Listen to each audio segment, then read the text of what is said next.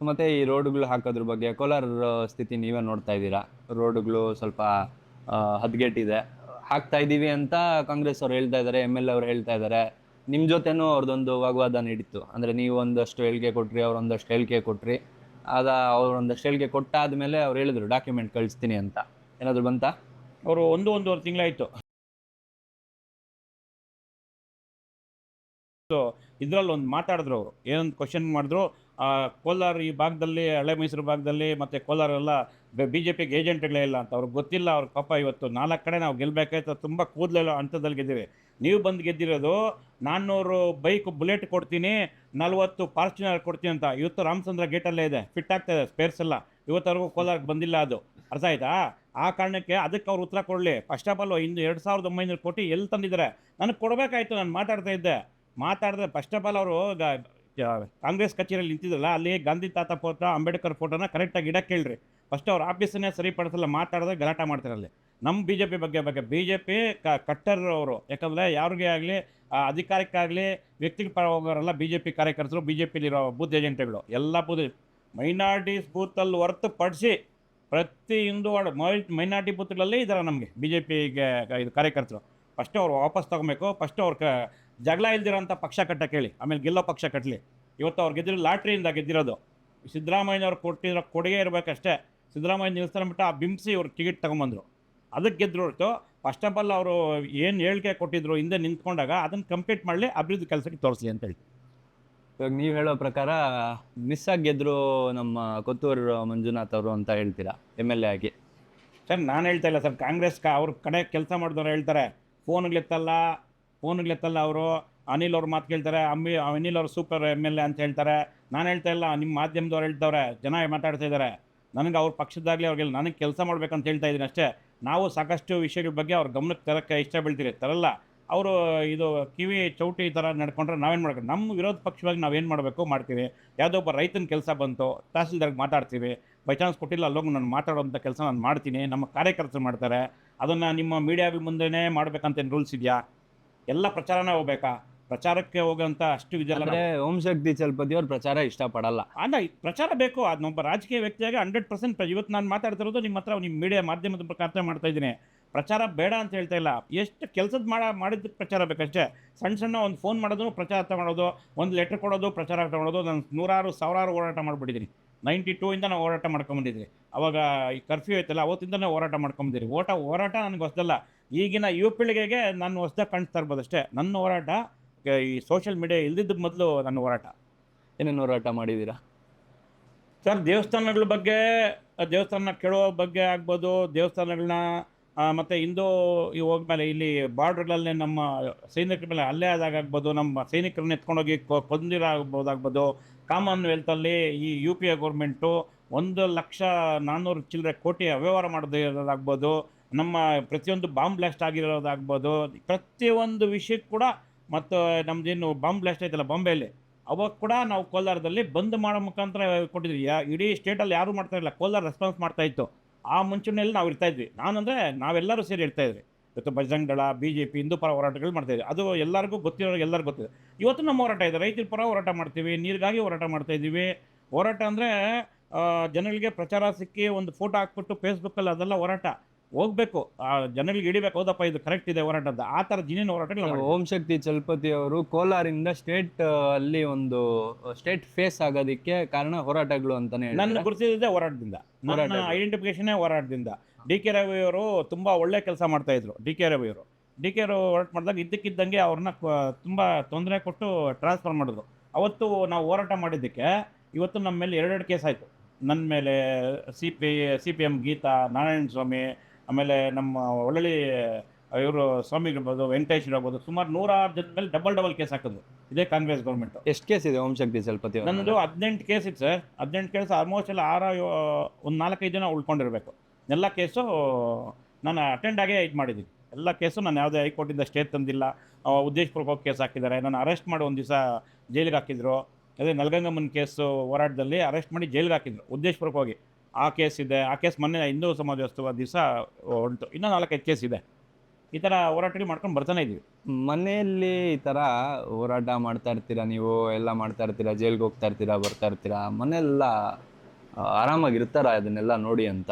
ಅಂದರೆ as a individual ಓಂಶಕ್ತಿ Chalapathi ಅವರು BJP ಜಿಲ್ಲಾಧ್ಯಕ್ಷರು ಇನ್ನೊಂದು ಆಗದಿರೆ ಒಬ್ಬ ಮನುಷ್ಯ ಆಗಿ ನಿಮ್ಗೆ ಅನ್ಸಲ್ವಾ ಇದೆಲ್ಲ ಬೇಕಾ, ಮಾಡಬೇಕಾ ಇದೆಲ್ಲ ಅಂತ? ಸತ್ಯ, ನನಗೆ ಎಷ್ಟೊಂದು ಸತಿ ಅನಿಸಿದೆ ಇಷ್ಟು ಸ್ಟ್ರಗಲ್ ಲೈಫ್ ಯಾಕೆ ಅಂತ. ಆದರೆ ನಾನು ಏನೋ ದೇಶಕ್ಕೆ ಏನೋ ಮಾಡ್ತಾಯಿದ್ದೀನಿ, ಮೋದಿ ಅವ್ರು ನೆನೆಸ್ಕೊತೀನಿ, ವಾಜಪೇಯಿ ಅವ್ರು ನೆನೆಸ್ಕೊತೀನಿ, ಅದ್ವಾನಿ ಅವ್ರು ನೆನೆಸ್ಕೊತೀನಿ, ಯೋಗಿ ಅವ್ರು ನೆನೆಸ್ಕೊತೀನಿ. ಅವರೆಲ್ಲ ಮಾಡೋದ್ರಲ್ಲಿ ನನ್ನ ಕೂದಲು ಕೂಡ ಇಲ್ಲಲ್ಲಪ್ಪ ಅಂತೀನಿ. ಅವ್ರು ದೇಶಕ್ಕಾಗಿ ಮೋದಿ ಅವ್ರು 20 ಗಂಟೆ 18 ಗಂಟೆ ಕೆಲಸ ಮಾಡ್ತಾರೆ. ನಾನು ಯಾವ ಮಹಾ ಅಂತ ಅನ್ಕೊತೀನಿ. ಅವ್ರು ನಮ್ಮ ಪ್ರೇರಣೆ. ನಾನು ಮಾಡ್ತಾರೆ ನನಗೇನು ಹೆಚ್ಚು ಅನ್ಸೋದೇ ಇಲ್ಲ. ಬಟ್ ಸುಸ್ತಾದಾಗ ನಾನು ಅಂದ್ಕೊಂಡಿದ್ದ ಕೆಲಸ ಕೆಲವ್ರು ಆಗಿಲ್ದಾಗ ಅದೊಂದು ಸ್ವಲ್ಪ ನೋವಾಗ್ತದೆ. ಅದು ಬಿಟ್ಟರೆ ನಾನು ನಮಗೆ ದೊಡ್ಡ ದೊಡ್ಡ ನಾಯಕರು ಪ್ರೇರಣೆ. ಇವತ್ತು ವಿಶ್ವದ ನಾಯಕರು ನರೇಂದ್ರ ಮೋದಿಯವರು, ಅದ್ವಾನಿಯವರು ಇಂಥ ರಥಯಾತ್ರೆ ಮಾಡಿಲ್ಲ ಅಂದರೆ BJPನೇ ಇರ್ತಾ ಇರಲಿಲ್ಲ. ಆಯಿತಾ, ರಾಮ ಮಂದಿರ ಆಗ್ತಾನೇ ಇರಲಿಲ್ಲ ಅಲ್ವಾ? ಅಯೋಧ್ಯೆ ಕಟ್ಟಕ್ಕೆ ಒಂದೊಂದು ಕಲ್ಲು ಸೇರಿಸ್ಬೇಕಾದ್ರೆ ಅವರು ಅವಾಗ ಬಂದಾಗ ನಾವು ಚಿಕ್ಕ ಹುಡುಗರು, ರಥಯಾತ್ರೆ ಬಂದಾಗ ಕಲ್ಲು ಇಟ್ಟಿಗೆಗಳೆಲ್ಲ ಸಂಗ್ರಹ ಮಾಡಿದಾಗ ನಾವು ಚಿಕ್ಕ ಹುಡುಗರು. ಅವ್ರ ಪ್ರೇರಣೆ ನಮಗೆ. ನಾವು ಮಾಡೋದೆಲ್ಲ ಕಡಿಮೆನೇ. ಇವಾಗ ನೀವು ಹೇಳ್ದಂಗೆ ಎಷ್ಟೊಂದು ಜನ ನಾವು ಎಷ್ಟೇ ಕೆಲಸ ಮಾಡಿದ್ರೂ ಅದನ್ನು ಒಬ್ಬರಿಗೆ ಸ್ಯಾಟಿಸ್ಫ್ಯಾಕ್ಷನ್ ಮಾಡೋಕ್ಕಾಗಲ್ಲ. ಆದರೆ ನನ್ನ ಮನಸ್ಸಿಗೆ ತೃಪ್ತಿಯಾಗಿ ಪಾರ್ಟಿ ಕೊಟ್ಟಿರೋಂಥ ಕೆಲಸ ಇವತ್ತವರೆಗೂ ಒಂದು ಫೈಲರ್ ಮಾಡಿದಿರ. ನನ್ನ ಜನಕ್ಕೆ ಗೊತ್ತು, ನನ್ನ ವಿರೋಧ ಮಾಡೋರು ಕೂಡ ಹಿಂದೆ ಹೊಗಳ್ತಾರೆ, ಅವನೇನೇ ತೊಗೊಂಡ್ರೂ ಕೆಲಸ ಮಾಡ್ತಾನಪ್ಪ ಅನ್ನೋದು ಇದೆ ನನಗೆ. ಅದು ನಂಗೆ ನೆಮ್ಮದಿ ಇದೆ. ಇಲ್ಲ, ಇನ್ನೊಂದು ಮಾತು ಇದೆ, ಓಂಶಕ್ತಿ ಚಲಪತಿ ಅವರು ಡೂಮ್ಲೈಟ್ಗೆ ಸೀಮಿತ ಆಗ್ಬಿಟ್ರಾ ಅಂತ. ಜಿಲ್ಲಾಧ್ಯಕ್ಷರಲ್ವಾ, ಅಷ್ಟೇ ಅಲ್ಲದೆ ನಿಮ್ಮ ಫ್ರೆಂಡ್ಶಿಪ್ಪು, ಗೆಳ್ತನ ಯಾರ್ಯಾರ ಜೊತೆ ಇದೆ, ನಿಮ್ಮದು ಒಳ್ಳೆಯ ಸಂಬಂಧಗಳು ಯಾರ್ಯಾರ ಜೊತೆ ಇದೆ, ಅವರೆಲ್ಲ ಕಾಂಗ್ರೆಸ್ಸಲ್ಲಿ ಪ್ರಾಮಿನೆಂಟ್ ಲೀಡರ್ಸು ಕೋಲಾರಲ್ಲಿ, ಅವ್ರದ್ದು ವ್ಯವಹಾರ ಇದೆ ಅಂತ ಹೇಳ್ತಾರೆ. ಅಡ್ಜಸ್ಟ್ಮೆಂಟ್ ಪೊಲಿಟಿಕ್ಸ್ಗೆ ಏನಾದರೂ ಒಳಗಾಗ್ತಾರ ಓಂಶಕ್ತಿ ಚಲಪತಿ ಅವರು ಅಂತ? ಅದು ಏನು ಕ್ವಶನ್ ಅಂದರೆ, ನಾನು ಕಟ್ಟರ್ ಹಿಂದುತ್ವವಾದಿ. ಮತ್ತು ಒಂದು ಕೆಲಸ ಆದಮೇಲೆ ಅದನ್ನು ಖಂಡಿತವಾಗಿ ಕೈ ಹಿಡಿದು ಮಾಡೋವಂಥವನು. ನಾನು ಎಷ್ಟೇ ಕಷ್ಟ ಬಂದು ನೀವು ಹೇಳಿದ ಅವಾಗೆ ಒಂದು ವರ್ತೂರು ಪ್ರಕಾಶ್ ಪರವಾಗಿ ನೀವು ಕೆಲಸ ಮಾಡ್ತೀರಂತ ಮಾಡಿದ್ದೀನಿ. ವರ್ತೂರು ಪ್ರಕಾಶ್ ಗೊತ್ತಿದೆ. ನಾನು ಪಾರ್ಟಿ ಕಮಿಟ್ಮೆಂಟಲ್ಲಿ ಕೈಕೊಂಡಂಗೆ ಕೆಲಸ ಮಾಡೋನು. 100% ಪಾರ್ಟಿಗೆ ದ್ರೋಹ ಮಾಡೋದು, ಎತ್ತು ತಾಯಿಗೆ ದ್ರೋಹ ಮಾಡೋದು ಒಂದೇ. ಅಫ್ಕೋರ್ಸ್ ನನ್ನ ಜೊತೆ ನಾನು ಯಾವುದೇ ವ್ಯಕ್ತಿಗಳ ಜೊತೆ ಪಾರ್ಟ್ನರ್ಶಿಪ್ಪಲ್ಲಿ ವ್ಯವಹಾರ ನನ್ನ ಜೀವನದಲ್ಲಿ ಮಾಡೇ ಇಲ್ಲ. ಯಾರೋ ಇದ್ದರೆ ತಗೊಂಬಂತೇಳಿ ಹೊರದು. ಅಫ್ಕೋರ್ಸ್ ಎಲ್ಲ JDSಲ್ಲಿದ್ದಾರೆ, ಕಾಂಗ್ರೆಸ್ಸಲ್ಲಿ ನನ್ನ ಕ್ಲೋಸ್ ಫ್ರೆಂಡ್ಸ್ ಇದ್ದಾರೆ. ಅವನ ಸಿದ್ಧಾಂತ ಅವನದು, ನನ್ನ ಸಿದ್ಧಾಂತ ನಂದು. ಆದರೆ ಪಾರ್ಟಿನ ಬಲಿ ಕೊಟ್ಟು ನಾನು BJP ಲೀಡ್ರ್ ಅಂತ ನನ್ನ ಜೀವನದಲ್ಲಿ ಅನ್ಸ್ಕೊಳ್ಳಲ್ಲ. ಆ ರೀತಿ ಏನೋ ಪಾಲಿಟಿಕ್ಸ್ ಅವ್ನಿಗೇನೋ ತೊಂದರೆ ಸಹಾಯ ಮಾಡಬೇಕು ಪಾರ್ಟಿ ವಿಷಯದಲ್ಲಿ ಅಂದರೆ ನಾನು ಪಾರ್ಟಿಗೆ ರಿಸೈನ್ ಮಾಡಿ ಮನೇಲಿ ಇರ್ತೀನಿ ಹೊರತು ಪಾರ್ಟಿಯಲ್ಲಿ ಜವಾಬ್ದಾರಿ ಇಟ್ಕೊಂಡು ಇನ್ನೊಬ್ಬರ ಅಡ್ಜಸ್ಟ್ಮೆಂಟ್ ಆಗೋ ವ್ಯಕ್ತಿತ್ವ ನಾನಲ್ಲ. ಪ್ರತಿಯೊಬ್ಬರು ಗೊತ್ತು, ಯಾರೋ ಒಬ್ಬರು ಕುಚೋದ್ಯ ಮಾಡೋರು ಏನೋ ಹೇಳ್ಬೋದು ಹೊರತು ಓಂಶಕ್ತಿ ಚಲಪತಿ ಪಾರ್ಟಿ ಸಿದ್ಧಾಂತಕ್ಕೆ ರಾಜಿ ಆಗ್ತಾರಂಥ ವ್ಯಕ್ತಿ ಯಾರೂ ತೋರ್ಸೋಕ್ಕಾಗಲ್ಲ. ಅದು ನಾನು ರಾಜಿ ಆಗೋ ದಿವಸ ನಾನು ಪಾರ್ಟಿಯಲ್ಲಿ ಇರಲ್ಲ ಅಂತ ನನ್ನ ಪಾರ್ಟಿ ಹಿರಿಯರಿಗೂ ಹೇಳಿದ್ದೀನಿ. ಅಂಥ ಕೆಲಸ ನಾನು ಮಾಡೋದಿಲ್ಲ. ಪಾರ್ಟಿ ನನಗೆಲ್ಲ ಕೊಟ್ಟಿದೆ. ನಾನು ಸಾಮಾನ್ಯ ಕಾರ್ಯಕರ್ತನಾಗಿದ್ದವನ್ನ ಜಿಲ್ಲಾ ಯುವ ಮೋರ್ಚಾ ಅಧ್ಯಕ್ಷ, ರಾಜ್ಯ ಕಾರ್ಯದರ್ಶಿ, ರಾಜ್ಯ ಉಪಾಧ್ಯಕ್ಷ, 2018 MLA ಕ್ಯಾಂಡಿಡೇಟ್ ಕೊಟ್ಟರು, ಕೂಡ ಚೇರ್ಮನ್ ಮಾಡಿದ್ರು, ಜಿಲ್ಲಾ ಪ್ರಧಾನ ಕಾರ್ಯದರ್ಶಿ, ಜಿಲ್ಲಾ ಅಧ್ಯಕ್ಷ. ಇವತ್ತು ನಮಗೆ ಯಡಿಯೂರಪ್ಪನವ್ರ ಹತ್ರ ನಿಕಟವಾದಂಥ ಸಂಪರ್ಕ. ರಾಜ್ಯ ನಾಯಕರ ಹತ್ರ ಇವಾಗ ವಿಜೇಂದ್ರ ಅಣ್ಣವರು ನಮ್ಮನ್ನು ಗುರುತು ಹಿಡಿದು ಬಾಪ ಅಂತಾರೆ. ಇಂಥ ವ್ಯಕ್ತಿತ್ವಗಳನ್ನ ಇಟ್ಕೊಂಡು ನನಗೆ ಇನ್ನೇನು ಬೇಕು ಕಾಂಗ್ರೆಸ್ ಜೊತೆಗೆ ಹೊಂದಾಣಿಕೆ ಅಂತದ್ದು? ನಾನು ಸತ್ತಂಗಲ್ವಾ ಇದ್ದು. ಸೊ ಯಾವುದೇ ಕಾರಣಕ್ಕೂ BJPಗೆ ದ್ರೋಹ ಬಗೆಯೋ ಕೆಲಸ ಓಂಶಕ್ತಿ ಚಲಪತಿ ಅವ್ರು ಮಾಡಲ್ಲ. BJPಗೆ ದ್ರೋಹ ಬಗೆಯೋದು, ನನ್ನ ತಲೆ ಮೇಲೆ ನಾನು ಮಣ್ಣು ಹಾಕ್ಕೊಳ್ಳೋದು ಎರಡೂ ಒಂದೇ. ನನ್ನ ತಾಯಿಗೆ ನಾನು ದ್ರೋಹ ಮಾಡೋದು ಎರಡೂ ಒಂದೇ. ನನ್ನ ಪ್ರಾಣ ಇರೋವರೆಗೂ ನನಗೆ ಆಯಿತು ಕತ್ತ ಮೇಲೆ ಬಂದು ನಮ್ಮ ಫ್ಯಾಮಿಲಿಯವ್ರನ್ನ ಇಟ್ಬಿಟ್ಟು ಹಿಂಗೆ ಬಂದರೆ ನಾನು ರಿಸೈನ್ ಮಾಡಿಬಿಟ್ಟು ಪಾರ್ಟಿ ಬಿಟ್ಟು ಹೋಗ್ತೀನಿ ಹೊರತು ಪಾರ್ಟಿಯಲ್ಲಿ ಇದ್ದು ಪಾರ್ಟಿ ಹೆಸರು ಹೇಳ್ಕೊಂಡು ಒಂದು ಜವಾಬ್ದಾರಿ ತೊಗೊಂಡು ಪಾರ್ಟಿಗೆ ನನ್ನ ಪ್ರಾಣ ಹೋದ್ರೇನು ಆ ಕೋಲಾರಮ್ಮ ತಾಯಿನಿ ಗಣಪತಿ ನಾನು ದ್ರೋಹ ಮಾಡೋಂಥ ಕೆಲಸ ನನ್ನ ಜೀವನದಲ್ಲಿ ಮಾಡಿಲ್ಲ, ಮಾಡೋದು ಇಲ್ಲ. ಓಂಶಕ್ತಿ ಚಲಪತಿ ಅವರು ವಿಜೇಂದ್ರಗೆ ತುಂಬ ಕ್ಲೋಸು. ವಿಜೇಂದ್ರ ಅವ್ರ ಹತ್ರ ಏನಾದರೂ ಕೆಲಸ ಆಗಬೇಕಾದ್ರೆ ಓಂಶಕ್ತಿ ಚಲಪತಿ ನಡಿಬೇಕು, ನಿಜಾನಾ? ವಿಜೇಂದ್ರ ಅವರು ಕ್ಲೋಸು ಅಂತಿಲ್ಲ, ಯಡಿಯೂರಪ್ಪನವ್ರದಿಂದ ನಾನು ಕ್ಲೋಸು.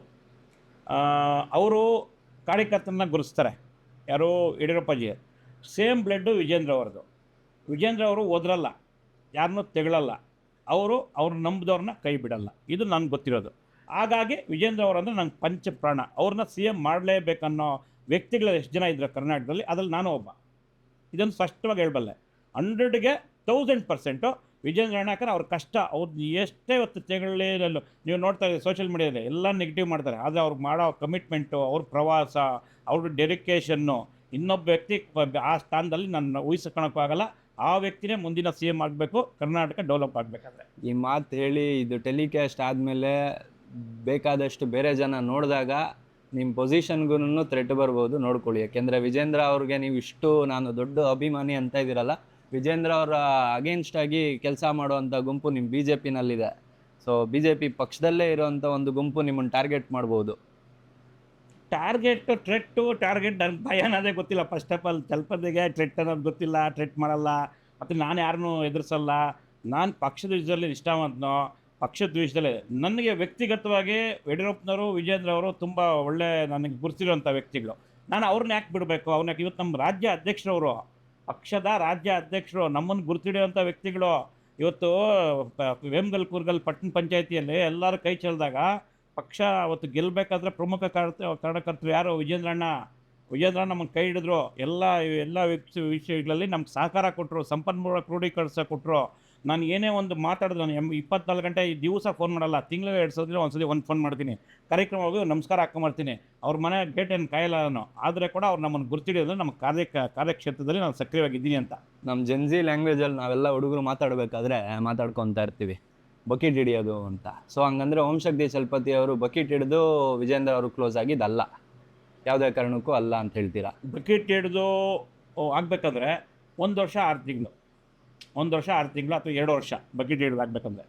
ನನ್ನ ವಯಸ್ಸೆಷ್ಟು, ನಾನು ಎಷ್ಟು ವರ್ಷಗಳಿಂದ ಸಂಘದಲ್ಲಿದ್ದೀನಿ, ಎಷ್ಟು ವರ್ಷದಿಂದ ಬಜರಂಗಿದ್ದೀನಿ, ಎಷ್ಟು ಕೇಸ್ ಹಾಕ್ಸಿದ್ದೀನಿ, ಎಷ್ಟು ಗಲಾಟೆ ಮಾಡಿದ್ದೀನಿ, ಎಷ್ಟು ಸತಿ ಜೈಲಿಗೆ ಹೋಗಿ ಬಂದಿದ್ದೀನಿ, ಎಷ್ಟೆಷ್ಟು ಜನ ನನ್ನ ನೆನ್ನೆಂದು ಹಂಗಿದ್ದಾರೆ. ನಾನು ಹಿಂಗೆಲ್ಲ ಬಕೆಟ್ ಹಿಡಿದ್ರೆ 100% ನಿಮ್ಗೆ ಗೊತ್ತಿರಲಿ ಸ್ಪಂದನ್ ಅವರೇ, ನಾನು ದತ್ತಪೀಠಕ್ಕೆ ಹೋದಾಗ ಇದೇ BRM ಸಂತೋಷು, ಬಜರಂಗದಳ, ಬಾಲಾಜಿ, ಬಾಬು, ಅಪ್ಪಿ, ನಾವೆಲ್ಲ ಹುಡುಗರು, ಸುನಿಲ್ ಕುಮಾರು ಮತ್ತು CT ರವರು ML ಆಗಿರಲಿಲ್ಲ. ನಾನು ನಮ್ಮನ್ನು ಸಮಾರೋಪದಲ್ಲಿ ಚಿಂತಾಮಣಿ ಇಲ್ಲಿ ರೆಸಾರ್ಟಲ್ಲಿ CT ರವಿ ಅವ್ರ ಮುಂದೆ ಮಾತಾಡಿದ್ದೀನಿ. ನಾನು ಹೇಳ್ತಾರೆ 94, 95ರಲ್ಲಿ, ಈಗ 30 ವರ್ಷ ಆಯಿತು. ನಾನು ಬಕೆಟ್ ಹಿಡಿದಿದ್ರೆ ಕೋಲಾರ ಜಿಲ್ಲಾಧ್ಯಕ್ಷನಾಗಿ ಇಲ್ಲೇ ಇರಬೇಕಾಗಿರಲಿಲ್ಲ, MLA ಮಿನಿಸ್ಟರ್ ಆಗ್ತಾಯಿದ್ದೆ. ಬೆಂಗಳೂರಲ್ಲಿ ಫ್ಲ್ಯಾಟ್ಸ್, ನಾನು ಬೆಂಗಳೂರಲ್ಲಿ 30-40 ಸೈಟ್ ಇಲ್ಲ. ನಾನು ಈ ಕಟ್ಟರ್ ಹೋದ, ನಾನು ಬಿಸ್ನೆಸ್ ಪರ್ಸನ್, ನಾನು ಏನಕ್ಕೆ ಬಕೆಟ್ ಹಿಡಿಬೇಕು? ಸೊ ಯಾವುದೇ ಕಾರಣಕ್ಕೂ ಅಂತ ಹೇಳ್ಬೇಕು, ಜನ ಹೇಳಿ. ನಾನು 1 ವರ್ಷ 2 ವರ್ಷದಲ್ಲಿ BJP ಬಂದು ಗುರ್ಸ್ಕೊಂಡಿಲ್ಲ. 1 ವರ್ಷ ನಿನ್ನೆ RSS ಅಲ್ಲಿ ಹೋಗ್ಬಿಟ್ಟು ಇವತ್ತು ಭಜನೆಗಳು ಬಂದು ನಾಳೆ ಬಂದು BJP ಅಧ್ಯಕ್ಷ ಆಗಿಲ್ಲ ನಾನು. ಅಂದರೆ ನನಗೆ ಚಾನ್ಸಸ್ ಇದ್ದಿದ್ದು 2014-13 ಇತ್ತು, ಅವಾಗ ಮಿಸ್ ಮಾಡಿದ್ರು. ಮತ್ತು ಜಿಲ್ಲಾಧ್ಯಕ್ಷನ ಪೋಸ್ಟ್ ಅಂದರೆ ಇದು 3ನೇ ಸತಿ ನಾನು ಕೊಡ್ತಾ ಇರೋದು. 3ನೇ ಬಾರಿ 2 ಸತಿ ಟ್ರೈ ಮಾಡಿದಾಗ ಕೊಟ್ಟಿಲ್ಲ, ವಿಧಿ ಇಲ್ಲ, ನನ್ನ ಕಾಂಪಿಟೇಷನ್ ಇಲ್ಲ ಅಂದ್ಬಿಟ್ಟು, ನಾನು ಒಳ್ಳೆ ವ್ಯಕ್ತಿ ಅಂದ್ಬಿಟ್ಟು ನನಗೆ ಕೊಟ್ಟಿದ್ದಾರೆ. ಹೆಂಗೆ ಬಕೆಟ್ ಆಗ್ತದೆ? ವಿಜೇಂದ್ರ ಅವರು, ನಮ್ಮ ಪಕ್ಷದ ವ್ಯವಸ್ಥೆ ಇದೆ, ಚುನಾವಣೆಗಳು ನಡೀತದೆ, ಅದ್ರಲ್ಲಿ ನನ್ನ ಹೆಸರು ಬಂದಿದ್ದು. ವಿಜೇಂದ್ರಣ್ಣ ನನ್ನ ಹೆಸರು ಘೋಷಣೆ ಮಾಡಿಲ್ಲ. ಸೊ ವಿಜೇಂದ್ರ ಅವರು ನಿಮ್ಮ ಪೋಸ್ಟಿಂಗ್ ಕೊಡ್ಸೋದ್ರಲ್ಲಿ ಯಾವುದೇ ಒಂದು ಕೈ ಇಲ್ಲ? ನನ್ನ ಮೇಲೆ ಅವರ ಆಶೀರ್ವಾದ ಇದೆ, ಪೋಸ್ಟಿಂಗ್ ಕೊಡ್ಸೋದ್ರಲ್ಲಿ ಅವ್ರ ಕೈ ವಾಡ ಇಲ್ಲ. 100% ಚಲಪತಿ ಒಳ್ಳೆ ವ್ಯಕ್ತಿ, ಒಳ್ಳೆ ಕಾರ್ಯಕರ್ತ, ಕೆಲಸ ಮಾಡ್ತಾರೆ ಅನ್ನೋದು ನನ್ನ ಮೇಲಿದೆ. ಸ್ವಂತ ಕೆಪಾಸಿಟಿ ಮೇಲೆ 100%, 100ಗೆ 1000%. ಯಾರನ್ನ ಬಂದು ನನ್ನ ಪಡಲಿ, ನೀವು ನನ್ನೋಗಿ ಇನ್ನೊಬ್ರು ಕಂಪೇರ್ ಮಾಡಿರಿ. ಯಾರು ಹಿಂದೆ ಏನು ಮಾಡ್ತಾಯಿದ್ರು, ಮುಂದೆ ಏನು ಮಾಡಿದ್ದಾರೆ, ಹಿಂದೆ ಯಾರಿದ್ದಾರೆ BJPಯಲ್ಲಿ, ನಾನು ಯಾರನ್ನ ಜಂಪ್ಗಳು ಮಾಡಿದ್ದೀನ, ಅಥವಾ ಯಾವುದೋ ಎಲೆಕ್ಷನಲ್ಲಿ ಬೇರೆ ಪಕ್ಷದ ಜೊತೆ ಹೊಂದಾಣಿಕೆ ಮಾಡ್ಕೊಂಡಿದ್ದೀನ, ಹಿಂದೆ ಓಡಾಡಿದ್ದೀನ, ನನ್ನ ಎಲೆಕ್ಷನ್ ಆದಮೇಲೆ ಬೇರೆ ಪಾರ್ಟಿಯವ್ರಿಗೆ ಇಂಡೈರೆಕ್ಟಾಗಿ ಏನಾದ್ರು ಮಾಡಿದ್ರೆ ಇರ್ತದಲ್ವ? ನೀವು ಹೇಳ್ತಾ ಇದ್ದಿರಲ್ಲ, ಬ್ಯಾಕ್ ಇರ್ತದೆ, ಎಲ್ಲರದ್ದು ನನ್ನ ಹಿನ್ನೆಲೆ ಇರ್ತದೆ. ನನ್ನ ಇಲ್ಲಿ ನೀವು ಕರೆಸಿ ಮಾತಾಡಬೇಕಂದ್ರೆ ನನ್ನ ಹಿನ್ನೆಲೆ ಗೊತ್ತಿದ್ರೆ ಕೊಡ್ತೀವಿ. ಯಾರನ್ನ ತಂದು ಕೊಡಿಸ್ತೀರಾ ಇಲ್ಲ ನೀವು? ಖಂಡಿತ ಇಲ್ಲ. ಆ ಕಾರಣಕ್ಕೆ ನಾನು ಯಾರಿಗೂ ಬಕೆಟ್ ಹಿಡಿದಿಲ್ಲ. ವಿಜೇಂದ್ರ ಅವ್ರನ್ನ ನಾನು ಆಧರಿಸ್ತೀನಿ. ಅವ್ರು CM ಆಗಬೇಕು, ಅವ್ರಿಗೆ ಅಭಿವೃದ್ಧಿಯ ಯೋಚನೆ ಇದೆ, ಕರ್ನಾಟಕನ ಡೆವಲಪ್ಮೆಂಟ್ ಮಾಡಬೇಕು ಅನ್ನೋದು ಒಂದು ಆಸೆ ಇದೆ. ಮೋದಿ ಥರ ಥಾಟ್ಸ್ ಇದೆ, ಅವ್ರ ಬಗ್ಗೆ ಹಿನ್ನೆಲೆ ಇರಬೇಕು. ಅವ್ರ ಪರ್ಸ್ನಲ್ ವಿಷಯಗಳು, ಅವರು ಬಿಸ್ನೆಸ್ ಮಾಡ್ತಾರೆ, ನಾನು ಬಿಸ್ನೆಸ್ ಮಾಡ್ತೀನಿ. ಬಿಸ್ನೆಸ್ಗೆ ರಾಜಕೀಯಕ್ಕೆ ಯಾಕೆ ತಳ್ಳಿ ಹಾಕಬೇಕು?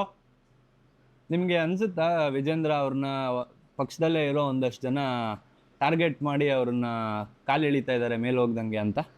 ನಾನು ಕೋಲಾರ ಜಿಲ್ಲಾಧ್ಯಕ್ಷನು, ನನಗೆ 100 ಜನ ಕಾಲು ಎಳಿತಾರೆ. ಅವ್ರು ರಾಜ್ಯಾಧ್ಯಕ್ಷರು, ಅವ್ರಿಗೆ ತಂದೆ ಬ್ಯಾಕ್ಗ್ರೌಂಡ್ ಇರೋದಕ್ಕೆ ಹಿಂಗೆ ಮಾಡ್ತಾರೆ. ಅಲ್ಲ, ಅವರು ಮೊದಲು ಬೆಂಗಳೂರು ನಗರದಲ್ಲಿ ಉಪಾಧ್ಯಕ್ಷರಾಗಿ ಕೆಲಸ ಮಾಡಿದ್ದಾರೆ. ಅವರು ಸ್ವಯಂ ಸೇವಕರು, ಅವ್ರದ್ದು ಸಂಘದ ಶಿಕ್ಷಣ ಆಗಿದೆ. ಅವರು ನಂತರನೇ ಬೆಳೆದಿರೋರು. ಅವ್ರಿಗೇನಂದರೆ ಆ ಪ್ರೇಮ್ ಇದೆಯಲ್ಲ, ಯಡಿಯೂರಪ್ಪ ಪ್ರೇಮ್ನ ಹಾಕಿ ತುಳಿತಾ ಇರೋದಷ್ಟೇ. ವಿಜೇಂದ್ರ ಅವರು ಡೌನ್ ಟು ಅರ್ತ್, ಅವರು ತುಂಬ ಕಾರ್ಯಕರ್ತರ ಜೊತೆ ತುಂಬ ನೀಟಾಗಿ ಮಿಂಗಲ್ ಆಗ್ತಾರೆ, ಬೆರೀತಾರೆ.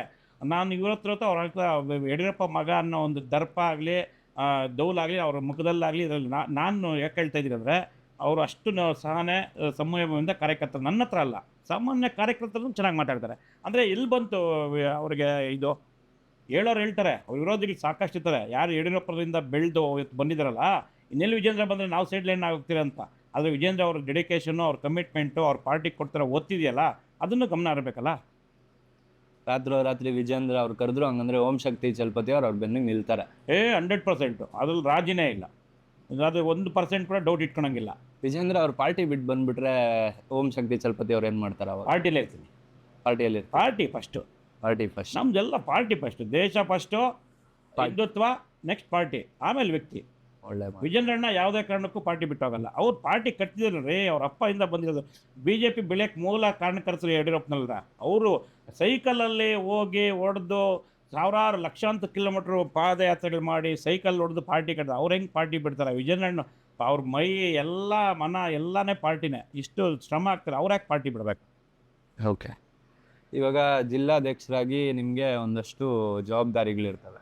ಅಪ್ಕಮಿಂಗ್ ಎಲೆಕ್ಷನ್ಸ್ 2028 MLA ಎಲೆಕ್ಷನ್ಗೆ NDA ಮೈತ್ರಿನಲ್ಲಿದ್ದೀರಾ JDS ಅವ್ರ ಜೊತೆ. ನನಗೆ ಇವಾಗ ಏನು ಗೊತ್ತಾಗಬೇಕು ಅಂತ ಹೇಳಿದ್ರೆ, ನಿಮ್ಮ ಮೇಲೆ ಜವಾಬ್ದಾರಿ ಇದೆಯಲ್ಲ, ಎಷ್ಟು ಟಿಕೆಟ್ ತೊಗೊಂಡು ಬರ್ತೀರಾ ನಮ್ಮ ಕೋಲಾರ ಜಿಲ್ಲೆಗೆ ಅಂತ BJPದು? ಎಷ್ಟು ಟಿಕೆಟ್ ತೊಗೊಂಬರ್ತೀನಿ ಅಂತಲ್ಲ, ಇವಾಗ ಬೈ ಚಾನ್ಸ್ ಅಲಿಯನ್ಸ್ ಇರ್ಬೋದು, ಇಲ್ಲದೆ ಇರ್ಬೋದು, ಅದು ನಮಗೆ ಗೊತ್ತಿಲ್ಲ. ಅದು ದೊಡ್ಡವ್ರು ಮಾಡೋವಂಥದ್ದು. ಅಲ್ಲ, ಇದ್ದರೆ ಎಷ್ಟು ತೊಗೊಂಡು ಬರ್ತೀರಾ? ನನಗೆ ಮಿನಿಮಮ್, ಯಾಕಂದರೆ ಅಲಿಯನ್ಸಲ್ಲಿ ನಾವು MP ಬಿಟ್ಟಿದ್ರೆ 6 ಕೇಳ್ತೀನಿ.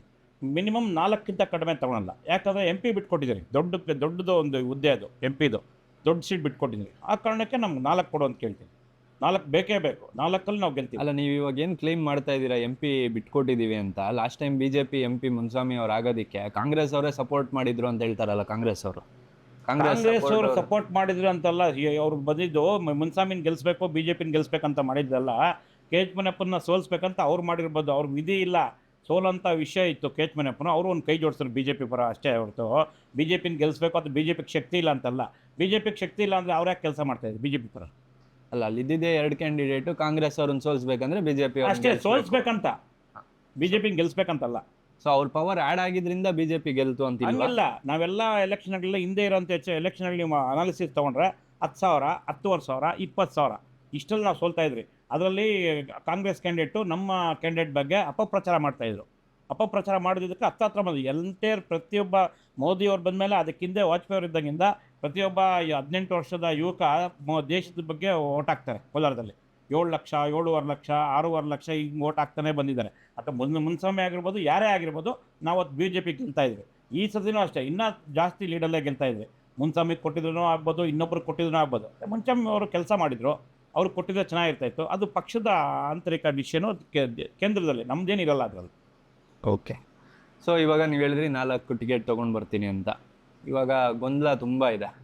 ಮಾಲೂರು ವಿಷಯ ತೊಗೊಂಡ್ರೆ ಮಂಜುನಾಥ್ ಗೌಡರು ಆ್ಯಕ್ಟಿವ್ ಆಗಿದ್ದಾರೆ, ಉಡಿ ವಿಜಯ್ ಕುಮಾರ್ ಅವರು ಆ್ಯಕ್ಟಿವ್ ಆಗಿದ್ದಾರೆ. ಉಡಿ ವಿಜಯ್ ಕುಮಾರ್ ಅವರು ಒಂದು ಕಾಲದಲ್ಲಿ BJP ಸಪೋರ್ಟೆಡ್, ಆದರೆ ಮಂಜುನಾಥ್ ಗೌಡರು ಮುಂಚಿನೂ BJPನಲ್ಲೇ ಇದ್ದಾರೆ. ಇವಾಗ ಅವರಿಬ್ಬರು ಮಧ್ಯ ನಿಮಗೆ ಯಾರನ್ನ ಮೇಲ್ತಳ್ಳೋ ಅಂತ ಆಸೆ ಇರುತ್ತೆ? ಯಾರ ಪರ ನಿಂತ್ಕೊತಾರೆ ವಂಶಕ್ಕೆ ಚಲಪತಿ ಅವರು? ಅಲ್ಲ, ಉಡಿ ವಿಜಯ್ ವಿಷಯ ನಮ್ಗೆ ಬರೋದೇ ಇಲ್ವಲ್ಲ. ಅವ್ರು JDS ಆದರೆ ಮೈತ್ರಿನಲ್ಲೇ ಟಿಕೆಟ್ ಕೊಡ್ತೀನಿ. ಮೈತ್ರಿ ಆದರೆ ಯಾವಾಗ ಸೇರ್ಕೊಂಡ್ರು JDSಗವರು? ರೀಸೆಂಟಾಗಿ ಫಸ್ಟಿಂದ ಯಾರಿದ್ರು? ಮಂಜುನಾಥ್ ಗೌಡರು. ಮಂಜುನಾಥ್ ಗೌಡ್ರ ಕಡೆ ನೀವು ಬ್ಯಾಟಿಂಗ್ ಮಾಡ್ತೀರಾ? ನಿಮ್ಮ ಬಾಯಲ್ಲೇ ಉತ್ತರ ಬರ್ತದೆ. ಮಂಜುನಾಥ್ ಗೌಡರು MP ಎಲೆಕ್ಷನ್ ನಮ್ಮ ಪರವಾಗಿ ಕೆಲಸ ಮಾಡಿದ್ರು, ನಮಗೆ ಒಳ್ಳೆ ಟೈಮಲ್ಲಿ ಕೈ ಹಿಡಿದಿದ್ದಾರೆ. ಮೇಲಾಗಿ ಇಡೀ ವಿಜಯ್ ಕುಮಾರ್ ಅವರು ಕೆಲಸ ಮಾಡಿದ್ರು. ಯಾರ ಕಡೆ? ಮಲ್ಲೇಶ್ ಬಾಬು ಅವ್ರ ಕಡೆನೇ ಕೆಲಸ. ಮಲ್ಲೇಶ್ ಬಾಬು ಕಡೆ ಕೆಲಸ ಮಾಡಿದ್ದು ಬಂದಿಲ್ಲ, ಅವ್ರು ಪಾರ್ಟಿಗೆ ಸೇರಿ ಬಂದಿಲ್ಲ. ಇವ್ರು ಪಾರ್ಟಿಗೆ ಸೇರಿ ಮಾಡ್ಕೊಂಡಿದ್ದಾರೆ. ಯಾರು NDA ಅಲ್ವಾ ಎಲ್ಲ? ಅದು NDA ಅಂತ ಬರಲ್ಲ. NDA ಇದ್ದಾಗ ನೀವು ಯಾಕೆ JDS ಕ್ಯಾಂಡಿಡೇಟ್ ಅಂತ ಸೇರಿಸ್ಕೊಂಡ್ರೆ? ಹೆಂಗಿತ್ತು ತಟಸ್ಥವಾಗಿರ್ಬೇಕಾಯ್ತು. ಮಂಜುನಾಥ್ ಗೌಡರು ನಮ್ಮದಲ್ಲಿ ಇದೆ, ಸೋತಿರೋ ಕ್ಯಾಂಡಿಡೇಟ್ ಇರಬೇಕಂದ್ರೆ ಉಡಿ ವಿಜಯ್ ಕುಮಾರ್ನ ಹೆಂಗೆ ಸೇರಿಸ್ಕೊಂಡ್ರಿ ಪಾರ್ಟಿಗೆ? ನೀವು ಹೆಂಗೆ ಸೇರಿಸ್ಕೊಂಡ್ರಿ? BJP ಅವ್ರು ಹಂಗಂದ್ರೆ ಕ್ವಶನ್ ಮಾಡ್ತೀರಾ ಇದನ್ನ? 100% ಮಾಡ್ತೀನಿ. ಯಾಕೆ ನಾವು ಜಿಲ್ಲಾಧ್ಯಕ್ಷರಾಗಿ ಮಂಜುನಾಥ್ ಗೌಡರು ನಮ್ಗೆ ಕೇವಲ ಮಾಲೂರಿಗಲ್ಲ, ಮಂಜುನಾಥ್ ಗೌಡರು ಇಡೀ ಜಿಲ್ಲೆಗೆ ಮಂಜುನಾಥ್ ಗೌಡರು ಬೇಕು. ಮಂಜುನಾಥ್ ಗೌಡರು ಮಾಸ್ ಲೀಡರು ಅವರು. ನಾನು ಹೇಳ್ತಾ ಇರ್ತೀನಿ ಮಂಜುನಾಥ್ ಗೌಡ್ರೆ, ದಯವಿಟ್ಟು ನೀವು ಈ ಸತಿ ನೀರು ಆರಾಮಾಗಿ ಗೆಲ್ತೀರಿ ಮಾಲೂರಲ್ಲಿ. ಇಡೀ ಕೋಲಾರ ಜಿಲ್ಲೆ ಓಡಾಡ್ತಾ ಇದ್ರು ಅವರು. 100% ನೀವು ಅವಾಗಲೇ ಒಂದು ಕ್ವಶನ್ ಕೇಳಿದ್ರಿ. ಯಾಕಂದರೆ ಮಂಜುನಾಥ್ ಗೌಡರು ನಮ್ಗೆ ಬೇಕು. ಮಂಜುನಾಥ್ ಗೌಡರು ದುಡ್ಡು ಕೊಟ್ಟು ರಾಜಕೀಯ ಮಾಡೋ ವ್ಯಕ್ತಿಗಳಲ್ಲ, ಪಕ್ಷದ ನಿಷ್ಠಾವಂತ ಕಾರ್ಯಕರ್ತರಾಗಿ ಇವತ್ತು ಪಕ್ಷದ ಎಲ್ಲ ಕಾರ್ಯಕ್ರಮಗಳನ್ನ ಮಾಲೂರಲ್ಲಿ, ಜಿಲ್ಲೆಯಲ್ಲಿ ಮಾಡೋಂಥ ಕೆಲಸ ಶಕ್ತಿ ಇದೆ. ಇವತ್ತು ಮಂಜುನಾಥ್ ಗೌಡರು ಅಂತ ಫ್ಯಾನ್ ಫಾಲೋ ಇದೆ. ಮತ್ತು ಮಂಜುನಾಥ್ ಗೌಡರು ಆದಾಗ ಅವರು ಅಭಿವೃದ್ಧಿ ಕೆಲಸ ಮಾಡಿದ್ದಾರೆ. ಒಂದೇ ಒಂದು ನಯ ಪೈಸಾ ಕರಪ್ಷನ್ ಇಲ್ಲ. ಇವತ್ತು ಕರಪ್ಷನ್ ತುಂಬೋಗಿದೆ ಮಾಲೂರಲ್ಲಿ. ಇವತ್ತು ನೀವು ಯಾರು ಹೆಸರು ಹೇಳ್ತಾ ಇದ್ದೀರಿ, ಆ ವ್ಯಕ್ತಿ ಮೇಲೆ ಲ್ಯಾಂಡ್ ಹೊಡೆದಿರೋಂಥ ವಿಷಯಗಳಿದೆ. ಅದೇ ರೀತಿ ಮಂಜುನಾಥ್ ಗೌಡ್ರ ಮೇಲೆ ಯಾವುದೋ ಒಂದಿಲ್ಲ. ಮೈತ್ರಿ ಇಟ್ಕೊಂಡು ನೀವು ಹಿಂಗೆ ಹೇಳಿದಾಗ ಈ ಮೈಂಡ್ ಸೆಟ್ಟಲ್ಲಿ ಮೈತ್ರಿನಲ್ಲಿ ನೀವು ಎಲೆಕ್ಷನ್ಗೆ ಹೋದ್ರೆ ನಿಜವಾಗ್ಲೂ ಅದು ವರ್ಕ್ ಆಗುತ್ತಾ? ಯಾಕೆಂದ್ರೆ BJP ಅಂತ ನೋಡಿ, ಸೀಟ್ ಕೊಟ್ಟಾಗ ಮೈತ್ರಿ ಧರ್ಮ ಪಾಲಿಸನೆ ಮಾಡಬೇಕು. ಒಬ್ಬ ಜಿಲ್ಲಾಧ್ಯಕ್ಷನಾಗಿ ಮೈತ್ರಿ ಧರ್ಮ ಪಾಲಿಸ್ತೀನಿ. ಆದರೆ ಮೈತ್ರಿ ಧರ್ಮ ಅವ್ರು ಪಾಲಿಸ್ಬೇಕಾಯ್ತು ಫಸ್ಟ್ ಆಫ್ ಆಲ್. ಅಲ್ಲಿ ಮಂಜುನಾಥ್ ಗೌಡನ್ನು ಸೋತಿರೋ BJP ಸಿಂಬಲಲ್ಲಿ ಸೋತಿರೋ ಮಂಜುನಾಥ್ ಗೌಡ್ ಇದ್ದಾಗ ಇನ್ನೊಬ್ಬರು JDSಗೆ ಹೆಂಗೆ ಸೇರಿಸ್ಕೊಂತೀರಿ ನೀವು? ನನ್ನ ಕ್ವಶನ್ಗೆ ಆನ್ಸರ್ ಮಾಡಬೇಕು ಅವರು. ನನ್ನ ಕ್ವಶನ್ಗೆ ಅವ್ರು ಆನ್ಸರ್ ಮಾಡಲಿ ಫಸ್ಟು. ಮೈತ್ರಿ ಅಭ್ಯರ್ಥಿ ಅಂತಲೇ ಇವಾಗ ನಮಗೆ ಮಂಜುನಾಥ್ ಗೌಡ ಅಲ್ಲಿದ್ದಾರೆ. ಮಂಜುನಾಥ್ ಗೌಡರು ಆಲ್ರೆಡಿ ಕೆಲಸ ಮಾಡ್ತಿದ್ದಾರೆ, ಅಲ್ಲಿ ಆ್ಯಕ್ಟಿವಾಗಿ ಕೆಲಸ ಮಾಡ್ತಾಯಿದ್ದಾರೆ. ಹಿಂದೆ ಗೆದ್ದಿರೋಂಥ MLA ಆಗಿ ಗೆದ್ದಿರೋರು, ಇನ್ನೂ ಇವ್ರು ಗೆದ್ದಿಲ್ಲ. ಅವ್ರು ಗೆದ್ದಿದ್ದಾರೆ, ಒಂದು ಸತಿ ಗೆದ್ದಿದ್ದಾರೆ, 2 ಸತಿ ಸೋತಿದ್ದಾರೆ, ಕೆಲಸ ಮಾಡ್ತಾಯಿದ್ದಾರೆ. ಇನ್ನು ನೀವು ಮೈತ್ರಿ ಧರ್ಮ ಪಾಲನೆ ಮಾಡಬೇಕಂದ್ರೆ ಇನ್ನೊಬ್ಬ ವ್ಯಕ್ತಿನ ಯಾಕೆ JDS ಪಾರ್ಟಿಗೆ ಸೇರಿಸ್ಕೊಂತೀರಿ ನೀವು? ಜಿಲ್ಲಾಧ್ಯಕ್ಷರಾಗಿ ನೀವು ಇವಾಗ ಕೋಲಾರ ವಿಷಯ ತಗೊಳ್ಳೋಣ. ಹಾಗಾದರೆ ಜಿಲ್ಲಾಧ್ಯಕ್ಷರಾಗಿ ನೀವು ಆಲ್ರೆಡಿ ನೋಡ್ತಾ ಇದ್ದೀರಾ. ನೀವು ಮೊನ್ನೆ ಎಲೆಕ್ಷನ್ಸಲ್ಲಿ, ಲೋಕಲ್ ಬಾಡಿ ಎಲೆಕ್ಷನ್ಸಲ್ಲಿ ನೀವು ಒಂದಷ್ಟು ಓಡಾಡಿದ್ರಿ JDS ಅವ್ರ ಜೊತೆ, CMR ಶ್ರೀನಾಥ್ ಅವ್ರ ಜೊತೆ ಆಗಿರ್ಬೋದು, ಮತ್ತು ಇತರ ಜನದ ಜೊತೆ ಆಗಿರ್ಬೋದು, JDS ಕಾರ್ಯಕರ್ತರ ಜೊತೆ ಓಡಾಡಿ ಒಂದಷ್ಟು ಎಲೆಕ್ಷನ್ ಮಾಡಿದ್ದೀರಾ. ಈಗ ಅಪ್ಕಮಿಂಗ್ ಎಲೆಕ್ಷನಲ್ಲಿ ನಿಮಗೆ BJPಗೆ ಕೋಲಾರ ಟಿಕೆಟ್ ಸಿಕ್ಬಿಡ್ತು ಅಂತ ಹೇಳಿದ್ರೆ ನೀವೇನು ಎಕ್ಸ್ಪೆಕ್ಟ್ ಮಾಡ್ತೀರಾ? JDS ಅವ್ರು ಬಂದು ಮಾಡಬೇಕು ಅಂತ ಎಕ್ಸ್ಪೆಕ್ಟ್ ಮಾಡ್ತೀರಾ? ನಿಮ್ಮ ಮೈಂಡ್ ಸೆಟ್ ಅವ್ರಿಗೂ ಇದ್ಬಿಟ್ರೆ? ನಾನಿನ್ನು JDS ಶ್ರೀನಾಥ್ ಕೊಟ್ಟರೆ ಮಾಡಲ್ಲ ಅಂತ ಹೇಳಿಲ್ವಲ್ಲ ಇಲ್ಲಿ. JDS ಶ್ರೀನಾಥ್ ಕೊಟ್ಟರೆ ಅಂತ ಹೇಳಿದ್ರೆ ಇವಾಗ ನೀವು ಅಲ್ಲಿ ಹೆಂಗೆ JDS ಬೇರೆ BJP ಬೇರೆ ಅಂತ ಹೇಳಿಕೆ ಕೊಡ್ತಾ ಇದ್ದೀರಾ, ಆ ರೀತಿ ಇಲ್ಲಿ JDS ಬೇರೆ, JDS ಕ್ಯಾಂಡಿಡೇಟ್ ಆದಾಗ BJP ಅವ್ರು ಏನಕ್ಕೆ ಮಾಡಬೇಕು ಅನ್ನೋ ಮೈಂಡ್ ಸೆಟ್ ಕಾರ್ಯಕರ್ತರು ಹೇಳಿದ್ದು. JDS ಬೇರೆ BJP ಬೇರೆ, ಮೈತ್ರಿ ಧರ್ಮ ಪಾಲಿಸಲ್ಲ ಅಂತ ಹೇಳಿಲ್ಲ. ಮೈತ್ರಿ ಧರ್ಮ ನಮಗೆ ಹೆಂಗೆ ಅನ್ವಯಿಸ್ತದೆ ಅವ್ರಿಗೂ ಅನ್ವಯಿಸ್ಬೇಕಲ್ವಾ? ಅಂದ್ರೆ ನೀವು ಹೇಳ್ತಾ ಇರೋದು ಅವ್ರು ಮಾಡ್ತಾ ಇಲ್ಲ ಅಂತಲ್ಲ. ಅವರು ಮೈತ್ರಿ ಧರ್ಮ ಪಾಲನೆ ಮಾಡೋರು ಆಗಿದ್ದಿದ್ರೆ ಅಲ್ಲಿ ಉಡಿ ವಿಜಯಕುಮಾರ್ನ JDS ಸೇರಿಸ್ಕೊಂಬಾರ್ದಾಯಿತು. ಯಾಕೆ ಸೇರಿಸ್ಕೊಬೇಕು? ನಮ್ಮ ಕ್ಯಾಂಡಿಡೇಟ್ ಪ್ರಬಲವಾಗಿದ್ದಾರೆ. ಎಷ್ಟೋ 248 ಓಟಿಂದ ಸೋತಿರೋದು ಮಂಜುನಾಥ್ ಗೌಡರು. ಎಷ್ಟೋ 248 ಓಟಿಂದ. ನಾವು ಆ 248 ಓಟು ಪ್ರಬಲವಾಗಿ ಅಲ್ಲಿ ಮಂಜುನಾಥ್ ಗೌಡರು ಇದ್ದಾಗ ಇನ್ನೊಬ್ಬ JDS ವ್ಯಕ್ತಿ ನೀವು ಯಾಕೆ ಇದು ಮಾಡ್ತೀರಿ? ಅದು ಯಾರು? ಅವ್ರ ಮೈತ್ರಿ ಧರ್ಮ ಯಾರು ಪಾಲನೆ ಮಾಡಿದ್ದಾರೆ ಬಾರೆ? ಅದನ್ನು ಅವ್ರು ಕೇಳಬೇಕಲ್ಲ ನೀವು. JDS ಲೀಡರ್ಸ್ ಜೊತೆ ಯಾವತ್ತಾದ್ರೂ ಇದನ್ನು ಮಾತಾಡಿದ್ರೆ ನಾವೇ ಕೇಳಬೇಕು. ಅವ್ರ ಪಕ್ಷದ ಯಾರನ್ನ ಸೇರಿಸ್ಕೊಬೋದು, ಆದರೆ ಮೈತ್ರಿ ಧರ್ಮ ಪಾಲನೆ ಮಾಡಬೇಕಾಗಿತ್ತು ಅವರು. ಅದು ಮಾಡಿಲ್ಲ ಅಂತ ಒಂದು ಕ್ವಶನ್. ಮತ್ತು ಡೂಮ್ಲೆಟ್ ಸರ್ಕಲ್ ಬಗ್ಗೆ ಮಾತಾಡಿದ್ರೆ 100% ನಾನು ಆಡು ಬೆಳೆದಿರೋಂಥ ಜಾಗ ಡೂಮ್ಲೆಟ್ ಸರ್ಕಲ್ಲು. 100% ಆ ಜಾಗ ನಾನು 1 ವರ್ಷ ಆಯಿತು ಜಿಲ್ಲಾಧ್ಯಕ್ಷನಾಗಿ. ಒಂದೊಂದು ವಿಧಾನಸಭಾ ಕ್ಷೇತ್ರಕ್ಕೆ 20-25 ಬಾರಿ ಪ್ರವಾಸ ಮಾಡಿದ್ದೀವಿ. ಯಾವುದೇ ಡೂಮ್ಲೆಟ್ ಸರ್ಕಲ್ ನಾನು ಸಾಮಾನ್ಯವಾಗಿ ಕಾಫಿಗೆ ಹೋಗ್ತೀನಿ, ಕುತ್ಕೊತೀನಿ. ಡೂಮ್ಲೆಟ್ ಸರ್ಕಲ್ಗೆ ಹೋಗಲ್ಲ. ನನ್ನ ಆಫೀಸ್ ಇರೋದೇ ಡೂಮ್ಲೆಟ್ ಸರ್ಕಲ್. ನಾನು ಇಟ್ಕೊಟ್ರೆ ನನ್ನ ಎಲ್ಲ ಜನ ನನ್ನ ನೋಡೋಕ್ಕಲ್ಲಿ ಬರ್ತಾರೆ. ಜಿಲ್ಲಾ ಆಫೀಸ್ ಇರ್ತದೆ, ಇಲ್ಲಿಂದ ಇಲ್ಲಿ ಬರ್ತಾರೆ. ನನ್ನ ಆಫೀಸ್ ಬಿಸ್ನೆಸ್ ಆಫೀಸಲ್ಲಿ ಇದ್ದಾಗ ನಾನು ಡೂಮ್ಲೆಟ್ ಸರ್ಕಲಿಂದ ಎಲ್ಲಿ ಹೋಗ್ತೀನಿ? ಬೇರೆ ಕಡೆ ಹೋಗ್ತೀನಿ. ಈಗಾಗಲೇ ನನ್ನ ಅಭಿಮಾನಿಗಳು, ನನ್ನ ಸ್ನೇಹಿತರು ಯಾವುದೋ ಒಂದು ಬ್ರೆಕ್ಸ್ ಆಗ್ತಾರೆ. ಅದಕ್ಕೆ ನಾನು ವೇಮಗಲ್ಲಲ್ಲಿ ಹೋಗಿ ಸರ್ಕಲ್ ಮಾಡಿಕೊಂಡು 1 ತಿಂಗಳು ಇದ್ಬಿಟ್ಟು ನಾವು ವೇಮಗಲ್ ಕೂರ್ಗಲ್ ಪಟ್ಟಣ ಪಂಚಾಯತಿ ಗೆಲ್ಸಿಲ್ವಾ? ಅದೇನು ಅದನ್ನು ನನ್ನ ಸರ್ಕಲ್ ಅಂತಕ್ಕಾಗುತ್ತಾ? ಹುಟ್ಟಿರೋ ಜಾಗ ಅದು ನನ್ನ ಹುಟ್ಟೋರು ಇದು. ನಾನು ಜಾಸ್ತಿ ಯಥೇಚ್ಛವಾಗಿ ನಾನು ಜಾಸ್ತಿ ಇರ್ತೀನಿ. ಅದಕ್ಕೆ ಯಾಕೆ ಆ ಥರ ಬೆಟ್ಟು ತೋರಿಸ್ತಾರೆ ಜನ? ಓಕೆ. ಈ 2028 ಎಲೆಕ್ಷನಲ್ಲಿ ಓಂ ಶಕ್ತಿ ಚಲಪತಿ ಅವರು ಆಕಾಂಕ್ಷಿನ ಟಿಕೆಟ್ಗೆ? ನಾನೊಬ್ಬ ಜಿಲ್ಲಾಧ್ಯಕ್ಷನಾಗಿ ಕೆಲಸ ಮಾಡೋಕ್ಕೆ ಇಷ್ಟಪಡ್ತಾ ಇದ್ದೀನಿ. ಅದು ಬಿಟ್ಟು ಪಕ್ಷ ಗುರುತು ಇಟ್ಕೊಂಡು ಅವಕಾಶ ಕೊಟ್ಟರೆ ನನಗೂ ಗುರಿ ಇರೋದೇ, ನನ್ನ ಫೈನಲಿ ರಾಜಕೀಯ ಗುರಿ ಇರೋದೇ MLA ಆಗಬೇಕು, ಕೋಲಾರ ಡೆವಲಪ್ ಮಾಡಬೇಕಂತ. ಅದು ಪಕ್ಷದ ಮೇಲೆ ಬಿಟ್ಟಿದ್ದು. ನನಗೇನು ಅದ್ರ ಬಗ್ಗೆ ಇದಿಲ್ಲ, ಆಸೆ ಇಲ್ಲ ಅಂತಿಲ್ಲ, ಆಸೆ ಇದೆ. ಬಟ್ ಏನಂದರೆ ನಾನು ಅಧ್ಯಕ್ಷನಾಗಿ ಸಕ್ಸಸ್ ಆಗಬೇಕನ್ನೋದು ಆಸೆ ಇದೆ. ಅಧ್ಯಕ್ಷನಾಗಿ JDS BJP ಮೈತ್ರಿ ಆದಾಗ ಇಬ್ಬರು ಕ್ಯಾಂಡಿಡೇಟನ್ನು ಗೆಲ್ಲಿಸ್ಬೇಕನ್ನೋದು ಕೂಡ ಒಂದು ಆಸೆ ಇದೆ. ಅದರಲ್ಲಿ ಪ್ರಬಲವಾಗಿ BJP ಸಿಂಬಲಲ್ಲಿ ಮಂಜುನಾಥ್ ಗೌಡ್ರಿಗೆ ಗೆಲ್ಲಬೇಕು, ಮತ್ತು ಅಲ್ಲಿ KJP ಗೆಲ್ಲಬೇಕು, ಬಂಗಾರಪೇಟೆ ಗೆಲ್ಲಬೇಕು, ಕೋಲಾರ ಗೆಲ್ಲಬೇಕು.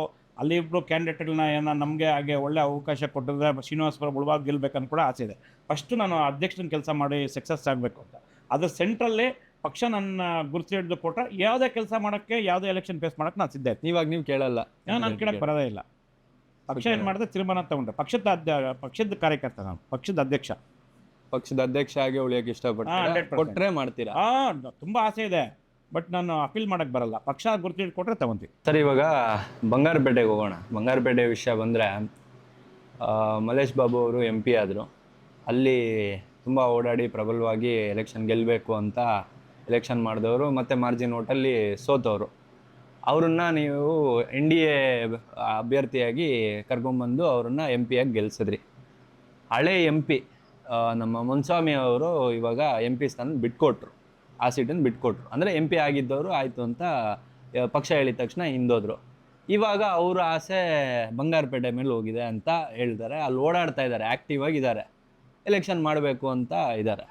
ಆದರೆ ಅವರು ಓಡಾಡ್ತಾ ಇರೋದು ಒಂದಷ್ಟು ಜನಕ್ಕೆ ಆಗ್ತಾಯಿಲ್ಲ.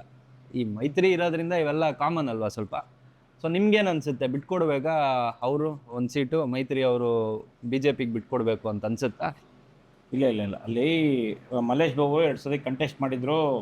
ಅವರು ಅಲ್ಲಿ 2 ಸತಿ ಸೋತಿದ್ರು. ಈಗ ಮೈತ್ರಿ ಅಭ್ಯರ್ಥಿಯಾಗಿ ಪಾರ್ಲಿಮೆಂಟ್ ಕ್ಷೇತ್ರ ಗೆದ್ದರು. ಅವರು ಗೆದ್ದಾದ್ಮೇಲೆ ಅವ್ರು ಬಿಟ್ಕೊಡೋಗಿ ಮುನ್ಸ್ವಾಮಿ ಅವರು MP ಕ್ಷೇತ್ರ ಬಿಟ್ಕೊಟ್ರು ಅಂತ ಬರೋಲ್ಲ. ಅದು ಹೈಕಮಾಂಡ್ ನಿರ್ಧಾರ. ಅದು ಬಿಟ್ಕೊಟ್ರು ಅಂತ ಪ್ರಶ್ನೆ ಬರೋಲ್ಲ. ಏನು ಪಕ್ಷ ನನಗೆ ಇವತ್ತು ನೀವು ಹೇಳಿದ್ನಲ್ಲ ಕೂಡ ಚೇರ್ಮನ್ ತೆಗಿಬೇಕಂದಾಗ ಅದೇನು ಹೇಳ್ಬಿಟ್ಟು ನಮ್ಗೆ ತೆಗಿಬೇಕಂತ ರೂಲ್ಸ್ ಇಲ್ಲ. ನಾನು ಜಿಲ್ಲಾಧ್ಯಕ್ಷನು, ಇವತ್ತು ಒಂದು ಕ್ಷಣದಲ್ಲಿ ನನ್ನ ಪಕ್ಷ ಇದು ಮಾಡ್ಬೋದು. ಆ ಥರ ವ್ಯವಸ್ಥೆ BJPಯಲ್ಲಿದೆ. ಆ ಕಾರಣಕ್ಕೆ ಏನು ವರಿಷ್ಠ ತೀರ್ಮಾನ ತಗೊತಾರೆ ಅದಕ್ಕೆ ನಾವೆಲ್ಲ ಬದ್ಧರಾಗಿರಬೇಕು. ಆ ಕಂಡೀಷನ್ ಬಿ ಜೆ ಪಿಯಲ್ಲಿ ಇದ್ದೇ ಇರ್ತದೆ. ಆಗಲ್ಲ ಅನ್ನೋದು ಪ್ರಶ್ನೆ ಬರೋಲ್ಲ, ಇಲ್ಲಿ ಬಿಟ್ಕೊಟ್ಟೆ ಪ್ರಶ್ನೆ ಇಲ್ಲ. ಯಾಕಂದರೆ ಬಿ ಜೆ ಪಿ ಶಿಸ್ತಿನ ಪಕ್ಷ ಮಾಡಲೇಬೇಕು. ಸಣ್ಣ ಪುಟ್ಟ ಲೋಪದೋಷಗಳಿರ್ತದೆ, ಅದು ನಾವು ಸರಿಪಟ್ಟು ಮಾಡ್ಕೋತೀವಿ. ಆದರೆ ಮುನ್ಸ್ವಾಮಿ ಅವರೆಲ್ಲ ಓಡಾಡ್ತಾ ಇದ್ದಾರೆ, ಅವರು ಅದು ಅವ್ರಿಗೆ ಬಿಟ್ಟಿದ್ದು. ಪಕ್ಷ ಏನು ನಿರ್ಧಾರ, ಅಲ್ಲಿ ಮಹೇಶ್ ಅಂತಿದ್ದಾರೆ, ವೆಂಕಮನಪ್ಪ ಹಿಂದೆ ಎಮ್ ಎಲ್ ಎ ಆಗಿದ್ದರು, ಎಮ್ ನಾರಾಯಣಸ್ವಾಮಿ ಒಂದು ಸತಿ ಕಾಂಗ್ರೆಸ್ಸಿಂದ ಬಿ ಜೆ ಪಿ ಬಂದು ಎಮ್ ಎಲ್ ಎ ಆಗಿದ್ದರು. ನಾವು 2 ಸತಿ ಗೆದ್ದಿದ್ದೀವಿ ಅಲ್ಲಿ. ಇಲ್ಲಿ ಜೆ ಡಿ ಎಸ್ ಇದುವರೆಗೂ ಗೆದ್ದಿಲ್ಲ. ಯಾವುದೇ ಕ್ಷೇತ್ರ ಯಾರೂ ಬಿಟ್ಕೊಡೋದಿಲ್ಲ. ಇದೆಲ್ಲ ಇದು ಒಂದು ಇದು ಬರ್ತದೆ, ಅಲ್ಲಿ ಏನು ಸರ್ವೆ ರಿಪೋರ್ಟ್ ಬರ್ತದೆ. ಅಲ್ಲ ಸರ್, ನಂದೇನು ಅಂತ ಹೇಳಿದ್ರೆ ಜಿಲ್ಲಾಧ್ಯಕ್ಷರಾಗಿ ನಿಮ್ಮ ಸ್ಟ್ಯಾಂಡ್ ಏನು ಅಂತ. ಯಾಕೆಂದರೆ ನೀವೇ ಹೇಳ್ದಂಗೆ ಮುನ್ಸ್ವಾಮಿ ಅವರು ಸಕ್ರಿಯವಾಗಿ ಎಲ್ಲ ಕಡೆ ಪಾರ್ಟಿಸಿಪೇಟ್ ಮಾಡ್ತಾ ಇದ್ದಾರೆ. ಪಾರ್ಟಿದು ಯಾವುದನ್ನು ಚಾಚು ತಪ್ಪದೆ ಕೆಲಸ ಮಾಡ್ತಾ ಇದ್ದಾರೆ. ಎಂ ಪಿ ಆಗಿದ್ದವರು ಇವತ್ತು ಏನೂ ಇಲ್ಲದೆ ಇರೋದಕ್ಕೆ ನಿಮ್ಗೆ ಅನ್ಸಲ್ವಾ ಅವ್ರಿಗೊಂದು ಅವಕಾಶ ಕೊಟ್ಟು ಅಕಾಮಿಡೇಟ್ ಮಾಡಬೇಕು ಎಮ್ ಎಲ್ ಎಗೆ ಅಂತ? ಜಿಲ್ಲಾಧ್ಯಕ್ಷರ ಒಪಿನಿಯನ್ ಏನು? ಜಿಲ್ಲಾಧ್ಯಕ್ಷರ ಒಪಿನಿಯನ್ ಬರೋದೇ ಇಲ್ಲ. ಸೀಟ್ ಹಂಚಿಕೆ ವಿಷಯದಲ್ಲಿ ಜಿಲ್ಲಾಧ್ಯಕ್ಷರ ಒಪಿನಿಯನ್ ಬರಲ್ಲ, ಹೈಕಮಾಂಡ್ ನಿರ್ಧಾರ. ಅವರು ಕೆಲಸ ಮಾಡ್ತಾಯಿದ್ದಾರೆ. ಅವ್ರು ಇಂಥ ಎಂ ಪಿ ಆಗಿದ್ದರು, ಸತ್ಯ ಅದು.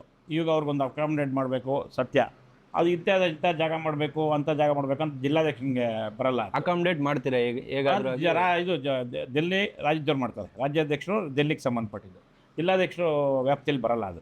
ಅಲ್ಲಿ ನಿಮಗೆ ಏನಾದರೂ ನಿಮ್ಮದೊಂದು ಒಪಿನಿಯನ್ ತೊಗೊಳ್ಳೋದಾದರೆ ಏನಾದರೂ ಪಾಸಿಟಿವಾಗಿ ಕೊಡ್ತೀರಾ? ಅಲ್ಲ, ಪಾಸಿಟಿವ್ ಅಂತಲ್ಲ. ಪಕ್ಷ ನಾನು ಸೀಟ್ ಹಂಚಿಕೆ ವಿಷಯದಲ್ಲಿ ತಲೆ ಹಾಕಬಾರ್ದು. ನಾನು ಸಂಘಟನೆ ಅಷ್ಟೇ. ನಂದು ವೋಟ್ ಪಾಲಿಟಿಕ್ಸು ಪಕ್ಷ ಮಾಡ್ತಾರೆ, ಹೈಕಮಾಂಡ್ ಮಾಡ್ತಾರೆ. ನಾವು ಮಾಡಬೇಕಾಗಿರೋದು ಸಂಘಟನೆ. ಜಿಲ್ಲಾಧ್ಯಕ್ಷನಾಗಿ ಸಂಘಟನೆ ಅಷ್ಟೇ, ಪಕ್ಷದ ಸಂಘಟನೆ, ಬೂತ್ ಕಾರ್ಯಕರ್ತರನ್ನ, ಬೂತ್ ಟೋಲಿನ ಇಂದ ಹಿಡಿದು ಜಿಲ್ಲಾ ಜವಾಬ್ದಾರಿಗಳಿರೋದವರೆಗೂ ಆ ಥರ ಜೋಡಿಸೋದಷ್ಟೇ. ಸೀಟ್ ಹಂಚಿಕೆ ಆಗಲಿ, ಸೀಟ್ ಬಗ್ಗೆ ಮಾತಾಡೋದು ನಮಗೆ ಇರೋಲ್ಲ. ಆದರೆ ಕೇಳಿದಾಗ, ಒಪಿನಿಯನ್ ಕೇಳಿದಾಗ ನಾನು ವೈಯಕ್ತಿಕವಾಗಿ, ಆಂತರಿಕವಾಗಿ ವರದಿ ಕೊಡ್ತೀನಿ. ಇವತ್ತು ನಾನು ಹೆಂಗೆ ಮಾಲೂರು ಬಗ್ಗೆ ಮಾತಾಡೋದೇ ಆ ಥರ. ಅವರು ಆಪೋಸಿಟವರು ನಮಗೆ ಇದಕ್ಕೇನು ಅಲಿಯನ್ಸ್ಗೆ ಬದ್ಧವಾಗಿರಬೇಕು, ನಾವು ಇರ್ತೀವಿ. ಅದರಲ್ಲಿ ಇನ್ನೊಬ್ಬ ಅಲ್ಲಿ ಮಹೇಶ್ ವೆಂಕಮನಪ್ಪ ಮಗ ನಮ್ಮ ಜಿಲ್ಲಾ ಜನರಲ್ ಸೆಕ್ರೆಟರಿ, ಅವರು ಬೇಕು ಅಂತ ಆಕಾಂಕ್ಷಿ ಅಂತ ಓಡಾಡ್ತಾ ಮುನ್ಸ್ವಾಮಿ ಅವರು ಓಡಾಡ್ತಾ ಇದ್ದಾರೆ. ಆಮೇಲೆ ಏನಾಗ್ತದೆ, ಮೈತ್ರಿ ಧರ್ಮ ಪಾಲನೆ ಮಾಡಬೇಕು ಅಂತ ಹೇಳ್ತಾರೆ. ಇದೆಲ್ಲ ಮಿಗಿಲಾಗಿ ಸರ್ವೆ ರಿಪೋರ್ಟ್ ಬರ್ತದೆ. ಸರ್ವೆ ರಿಪೋರ್ಟ್ ಬಂದಮೇಲೆ ಡಿಸಿಷನ್ನು ಹೈಕಮಾಂಡ್ ತಗೊಂಡು. ಸರ್, ನಾನು ನಿಮ್ಗೆ ಪರ್ಸ್ನಲ್ಲಾಗಿ ಒಂದು ಕ್ವಶನ್ ಕೇಳ್ತೀನಿ. ಮೈತ್ರಿಯಿಂದ ಬಿ ಜೆ ಪಿಗೆ ಬೆನಿಫಿಟ್ ಆಯಿತಾ ಅಥವಾ ಏಟ್ ಆಯಿತಾ? ಇಲ್ಲ, ಸಂಘಟನೆ ವಿಷಯದಲ್ಲಿ ನಮಗೇನು ತೊಂದರೆ ಏನು ಆಗ್ತಾಯಿಲ್ಲ. ಅಥವಾ ಏನಿಲ್ಲ, ನಮ್ಮ ಸಂಘಟನೆ ನಾವು ಮಾಡ್ತಾಯಿದ್ದೀವಿ, ಅವ್ರ ಸಂಘಟನೆ ಅವ್ರು ಮಾಡ್ತಾವ್ರೆ. ಬೆನಿಫಿಟ್ಸ್ ಅಂತ ಬರಲ್ಲ. ನಾವೇನು ಅವ್ರ ಕಾರ್ಯಕರ್ತರು ನಿನ್ನ ಪಾರ್ಟಿಗೆ ಜೋಡಿಸ್ಕೊಳಲ್ಲ. ನಮ್ಮ ಕೊಡೋಂಥ ಅಭಿವೃದ್ಧಿ ಕಾರ್ಯಗಳು, ಕೊಡೋಂಥ ಕಾರ್ಯಕ್ರಮಗಳ ನಾವು ಕಾರ್ಯಕ್ಷೇತ್ರದಲ್ಲಿ ವಿಸ್ತಾರ ಮಾಡೋದಷ್ಟೇ ಬಿ ಜೆ ಪಿ ಜಿಲ್ಲಾಧ್ಯಕ್ಷನವ್ರು. ಮೈತ್ರಿ ಅಂತ ಹೇಳಿದ್ರೆ ಇಬ್ಬರು ಸೇರಿ ವರ್ಕ್ ಮಾಡಬೇಕು. ಇಲ್ಲ, ಸಂಘಟನೆಯಲ್ಲಿ ಮೈತ್ರಿ ಇಲ್ಲ. ಸಂಘಟನೆಯಲ್ಲಿ ಮೈತ್ರಿ ಬರೋದೇ ಇಲ್ಲ. ನಮ್ಮ ಬಿ ಜೆ ಪಿ ಸಂಘಟನೆ ಆಂತರಿಕ. ಅದು ನಾವು ಸಂಘಟನೆ ಮಾಡಿ ನಮ್ಮ ಕ್ಷೇತ್ರ ವಿಸ್ತರಣೆ ಮಾಡೋದಷ್ಟೇ. ಅಲ್ಲ, ಎಲೆಕ್ಷನಲ್ಲಿ ಜೊತೆಗೆ ವರ್ಕ್ ಮಾಡಬೇಕು. ಅದು ಅವ್ರು ಹೇಳಿದ್ರೆ ಮಾತ್ರ. ಇವಾಗಿಂದ ನೀವು ಜೊತೆಗೆ ಇಲ್ಲದೆ ಇರೋರು ಎಲೆಕ್ಷನ್ ಟೈಮಲ್ಲಿ ಹೇಗೆ ಜೊತೆಗೆ ಬಂದುಬಿಡ್ತೀರಾ ಅಂತ? ಅಲ್ಲ, ಇರ್ತೀವಿ. ಇವಾಗ ವೇಮಗಲ್ ಕುರ್ಗಲ್ ಪಟ್ಟಣ ಪಂಚಾಯತ್ ಇಬ್ಬರು ಅಲಯನ್ಸ್ ಆಗಿ ಫೇಸ್ ಮಾಡಿದ್ವಿ. ಅವರು 3 ಗೆದ್ದರು, ನಾವು 6 ಗೆದ್ರಿ, ಪ್ಲಸ್ ಒಂದು ಇಂಡಿಪೆಂಡೆಂಟ್ ನಮ್ಗೆ ಸೇರ್ಕೊಂಡ್ರು. ಒಟ್ಟು 7 + 3 10 ಗೆದ್ದಿದ್ದೀವಿ ನಾವು.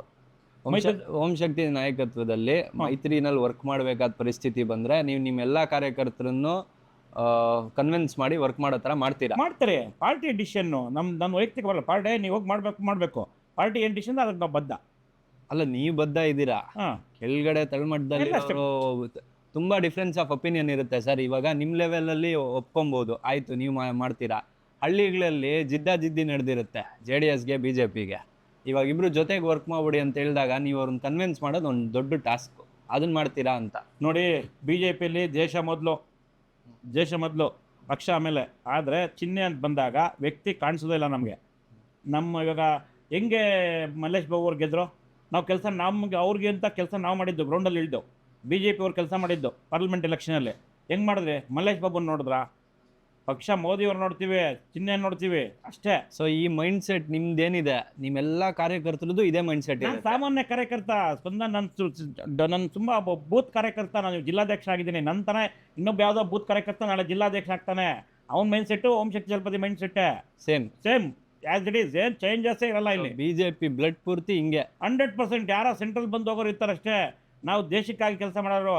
ಪರಮ ವೈಭವ ಕಡೆ ಭಾರತ ಹೋಗ್ಬೇಕು.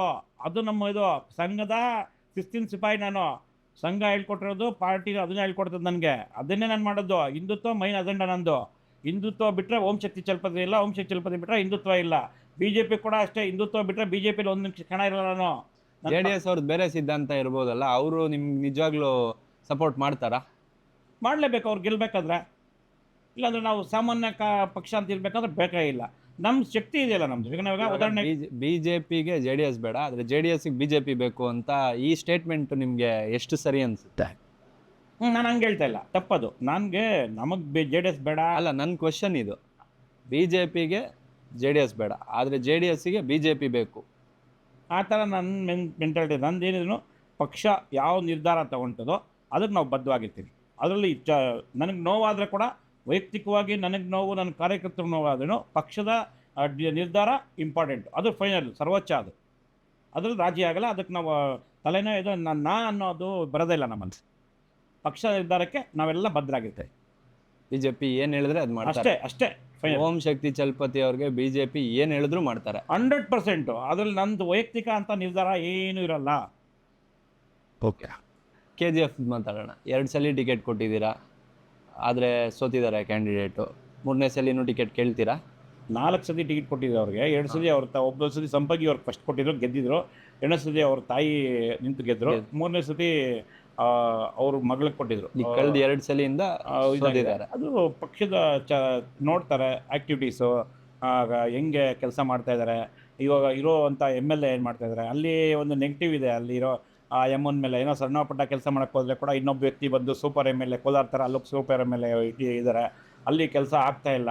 ಆ MLA ಜೊತೆ ಹೋದರೆ ಏನು ಕೆಲಸ ಆಗಲ್ಲ. ಇನ್ನೊಬ್ಬ ವ್ಯಕ್ತಿ ಯಾರೋ 3rd ಪರ್ಸನ್ ಇದ್ದಾರೆ, ಅವ್ರ ಹೆಸರು ಇಲ್ಲಿ ಪ್ರಸ್ತಾವನೆ ಬರೋದು ಅವಶ್ಯಕತೆ ನನಗಿಲ್ಲ, ಸುಮ್ಮನೆ ಆಗ್ತಿರಬೇಕು ಅಂತ.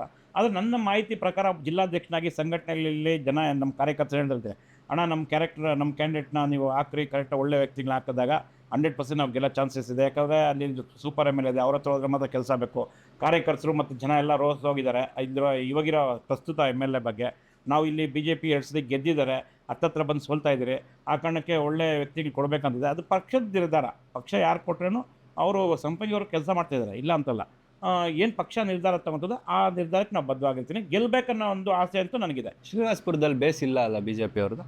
ಕೋರ್ಸ್ ಬೇಸ್ ಇಲ್ಲ. ಒಂದು ಸತಿ ಇವರು ನಮ್ಮ ಪಕ್ಷಕ್ಕೆ ಬಂದಿದ್ದರು, ವೆಂಕಟೇಶ್ವರರೆಡ್ಡಿ ಅವರು. BJP ಸಿಮ್ಮಲ್ಲಿ ನಿಂತು ಸೋತಿದ್ರು. ಪಾರ್ಲಿಮೆಂಟ್ ಕ್ಷೇತ್ರದಲ್ಲಿ 80,000 90,000 ಬರ್ತದೆ ಓಟು. ನಮ್ಮ ಅಸೆಂಬ್ಲಿ ಎಲೆಕ್ಷನಲ್ಲಿ ಸ್ವಲ್ಪ ಕಡಿಮೆ. ನಾವು ಈಗೀಗ ಕೆಲಸ ಮಾಡ್ತಾಯಿದ್ದೀವಿ. ನಮ್ಮ ಕಾರ್ಯಕರ್ತರು ತುಂಬ ಚೆನ್ನಾಗಿ ಕೆಲಸ ಮಾಡ್ತಾರೆ. ಏನು ಕೊಟ್ಟರೇನೋ ಪಕ್ಷದ ಕಾರ್ಯಕ್ರಮಗಳು ತುಂಬ ಚೆನ್ನಾಗಿ ಮಾಡ್ತಾರೆ. ನಾವು ಬೇಸ್ ಮಾಡ್ತೀವಿ ಅಲ್ಲಿ ಶ್ರೀನಿವಾಸಪುರದಲ್ಲಿ ಕೂಡ. ತಲ್ಮಟ್ಟದಲ್ಲಿ ಆಲ್ರೆಡಿ ನೀವು ಶುರು ಮಾಡಿದ್ದೀರಾ ಕೆಲಸ? BLEಟ್ಗಳು ಎಲ್ಲ 262 ಬೂತಲ್ಲಿ BLEಟ್ ಆಗಿದೆ. ಇವಾಗ ಬೂತ್ ಟೋಲಿ ಮಾಡಬೇಕಂತಿದೆ, ಪೇಜ್ ಪ್ರಮುಖ ಮಾಡಬೇಕಂತಿದೆ. ಎಲ್ಲ ಕೆಲಸನ ವಿಸ್ತಾರ ಮಾಡೋಕ್ಕೆ ಪ್ರಯತ್ನ ಅಂತೂ ಆಗಿದೆ. ಬೂತ್ BLEಟ್ಗಳು ನಾವು ಮಾಡಿದರೆ ಕೆಲಸ ಆಗ್ತದೆ. ಎಲ್ಲ ಹೋರಾಟಗಳು ತುಂಬ ಅಚ್ಚುಕಟ್ಟಾಗಿ ಮಾಡ್ತಾರೆ, ಕಾರ್ಯಕ್ರಮಗಳು ಚೆನ್ನಾಗಿ ಮಾಡ್ತಾರೆ. ಓಂ ಶಕ್ತಿ ಚಲಪತಿ ಅವರು ಜಿಲ್ಲಾಧ್ಯಕ್ಷರಾದಮೇಲೆ ಸಾಕಷ್ಟು ಚೇಂಜಸ್ ಬಂದಿದೆಯಾ? ಸಂಘಟನೆ ಸ್ಟ್ರಾಂಗ್ ಆಗಿದೆಯಾ? ನಿಮ್ಮ ಮೀಡಿಯಾ ಮಾಧ್ಯಮದವರು ಮತ್ತು ಜನ ಹೇಳಬೇಕು ಸಂಘಟನೆಯಲ್ಲಿ ಯಾವ ರೀತಿ. ನಾನು ಒಂದೇ ಒಂದು ಮಾತು ಹೇಳಕ್ಕೆ ಹೇಳ್ತೀನಿ.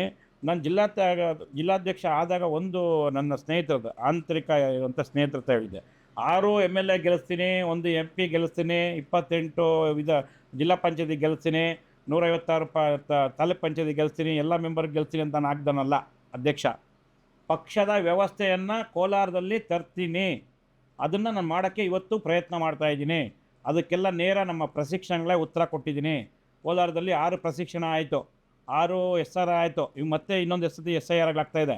ಮತ್ತು ಜಿಲ್ಲಾ ಪ್ರಶಿಕ್ಷಣ ಆಯಿತು.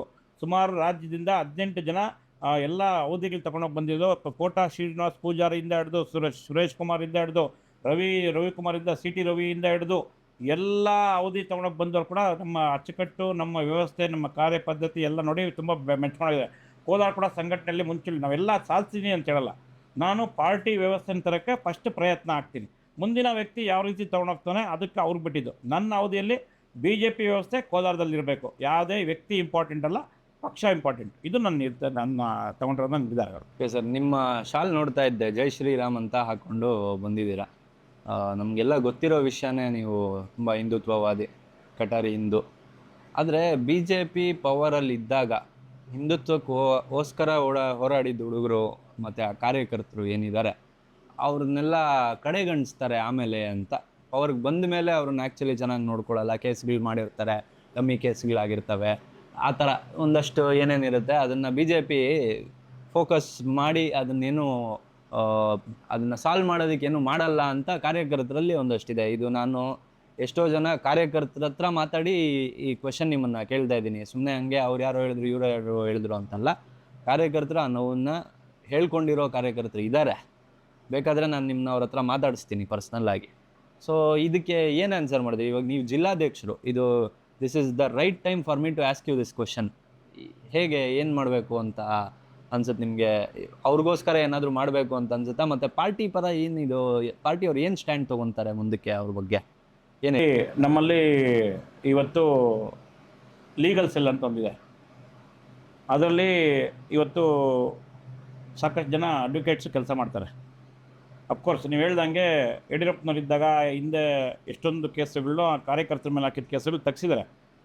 ಈ ಕಮ್ಯುನಿಕೇಷನ್ ಗ್ಯಾಪಿಂದ ಕೆಲವು ವ್ಯಕ್ತಿಗಳ ಮೇಲೆ ಕೇಸ್ ತೆಗ್ಸಾಗಿಲ್ಲ. ನನ್ನ ಮೇಲೆ ಇದ್ದಂಥ ಕೇಸುಗಳನ್ನ ನಾವು ತೆಗ್ಸಿಲ್ಲ. ಹೋರಾಟ ಮಾಡಿದ್ವಿ, ಅದನ್ನು ನಾವು ಹಿಯರಿಂಗ್ಸ್ ಎಲ್ಲ ಹೋಗಿ ನಾವು ಏನೂ ಮಾಡಿಲ್ಲ, ನಿರಪರಾಧಿಗಳು ಅಂತ ಹೇಳಿದಾಗ ಅದು ಸಾಬೀತಾಯಿತು. ಅಫ್ಕೋರ್ಸ್ ಎಷ್ಟೊಂದು ಜನದ ಮೇಲೆ ಅದು ಮಾಡೋಂಥ ಕೆಲಸ ಇತ್ತು. ಎಲ್ಲೋ ಒಂದು ಕಡೆ ಅದನ್ನು ಫಾಲೋಅಪ್ ಸರಿಯಾಗಿ ಮಾಡ್ದಿರಾ ಕೆಲಸ ಆಗಿಲ್ಲ. ಆದರೆ ಹಿಂದೂ ಕಾರ್ಯಕರ್ತರಿಗೆ ತೊಂದರೆ ಆದಾಗ ನಾವು ನಿಂತ್ಕೊಂಡಿಲ್ಲ ಅಂತ ಹೇಳೋದು ತುಂಬ ತಪ್ಪು. ಇಲ್ಲಿ ಕೋಲಾರದಲ್ಲಿ ಸಾಕಷ್ಟು ಹಿಂದೂ ಪರ ಹೋರಾಟಗಳಿದ್ದಾಗ, ನಾನು BJP ಇದ್ದಾಗ ನಾನೇ ಹೋಗಿ ಜೊತೆಲಿ ನಿಂತಿದ್ದೀನಿ. ಎಷ್ಟೊಂದು ಕೇಸುಗಳು ನಮಗೂ ಆಗಿದೆ, ಬಟ್ ಹಾಕಿರೋ ಪರವಾಗಿ ನಾವು ನಿಂತಿದ್ದೀವಿ. ಇವಾಗ ಕೂಡ ಯಾರೋ ಒಬ್ಬ ಏನೋ ಒಬ್ಬ ಇದ್ದಾನೆ ಹುಡುಗ, ನಾವು ಲೀಗಲ್ಸಲ್ಲೇ ಅವ್ರ ಪರವಾಗಿಲ್ಲ ಎಲ್ಲ ಕೋರ್ಟ್ಗಳಲ್ಲಿ ಹೈಕೋರ್ಟಿಂದ ಸ್ಟೇ ತಂದು ಅವ್ರ ಪರವಾಗಿ ಯಾವುದೋ ಗೋ ಹತ್ಯೆ ಆದಾಗ ಅದೆಲ್ಲ ಆದಾಗ ಮಾಡ್ತಾಯಿದ್ರಿ. ಕೆಲವೊಂದು ಮಿಸ್ಟೇಕ್ಸ್ ಇದೆ, ಅದನ್ನು ಸರಿಪಡಿಸೋಂಥ ಕೆಲಸ ನಾವು ಮಾಡ್ತೀವಿ. ಆದರೆ ಹಿಂದೂ ಪರ ಕಾರ್ಯಕರ್ತರಿಗೆ ತೊಂದರೆದಾಗ ನಾವು ನಿಲ್ಲ ಅನ್ನೋದಿಲ್ಲ, ಅದು ತಪ್ಪ, ಶುದ್ಧ ಸುಳ್ಳು. ಎಲ್ಲ BJPಯವರು ಹಿಂದೂ ಪರ ಕಾರ್ಯಕರ್ತರ ಪರವಾಗಿ ನಿಂತ್ಕೊಂತಾರೆ. ಹೋರಾಟಕ್ಕೆ ಮುಂಚೆನೇ ಇರೋದೇ ನಾವಲ್ಲಿ. ಆದರೆ ಕೆಲವೊಂದು ಸಣ್ಣ ಪುಟ್ಟ ಈ ಕಮ್ಯುನಿಕೇಷನ್ ಗ್ಯಾಪಿಂದ ಆಗಲಿಲ್ಲ. ಮುಂದೆ ಅಂತೂ ಅದನ್ನು ನಾವು ಮಾಡೋಂಥ ಕೆಲಸ ಶಾಶ್ವತವಾಗಿ ಮಾಡ್ತೀವಿ. ಮತ್ತು ಮೊನ್ನೆ MLC ಎಲೆಕ್ಷನ್ ಆಯಿತು. ಅದರಲ್ಲಿ ಮೈತ್ರಿ ಅಭ್ಯರ್ಥಿಯಾಗಿ ಹಾಕಿದ್ದ ನಮ್ಮೂರಿನ ಗೋವಿಂದರಾಜು ಅವರು ಸೋಲ್ತಾರೆ.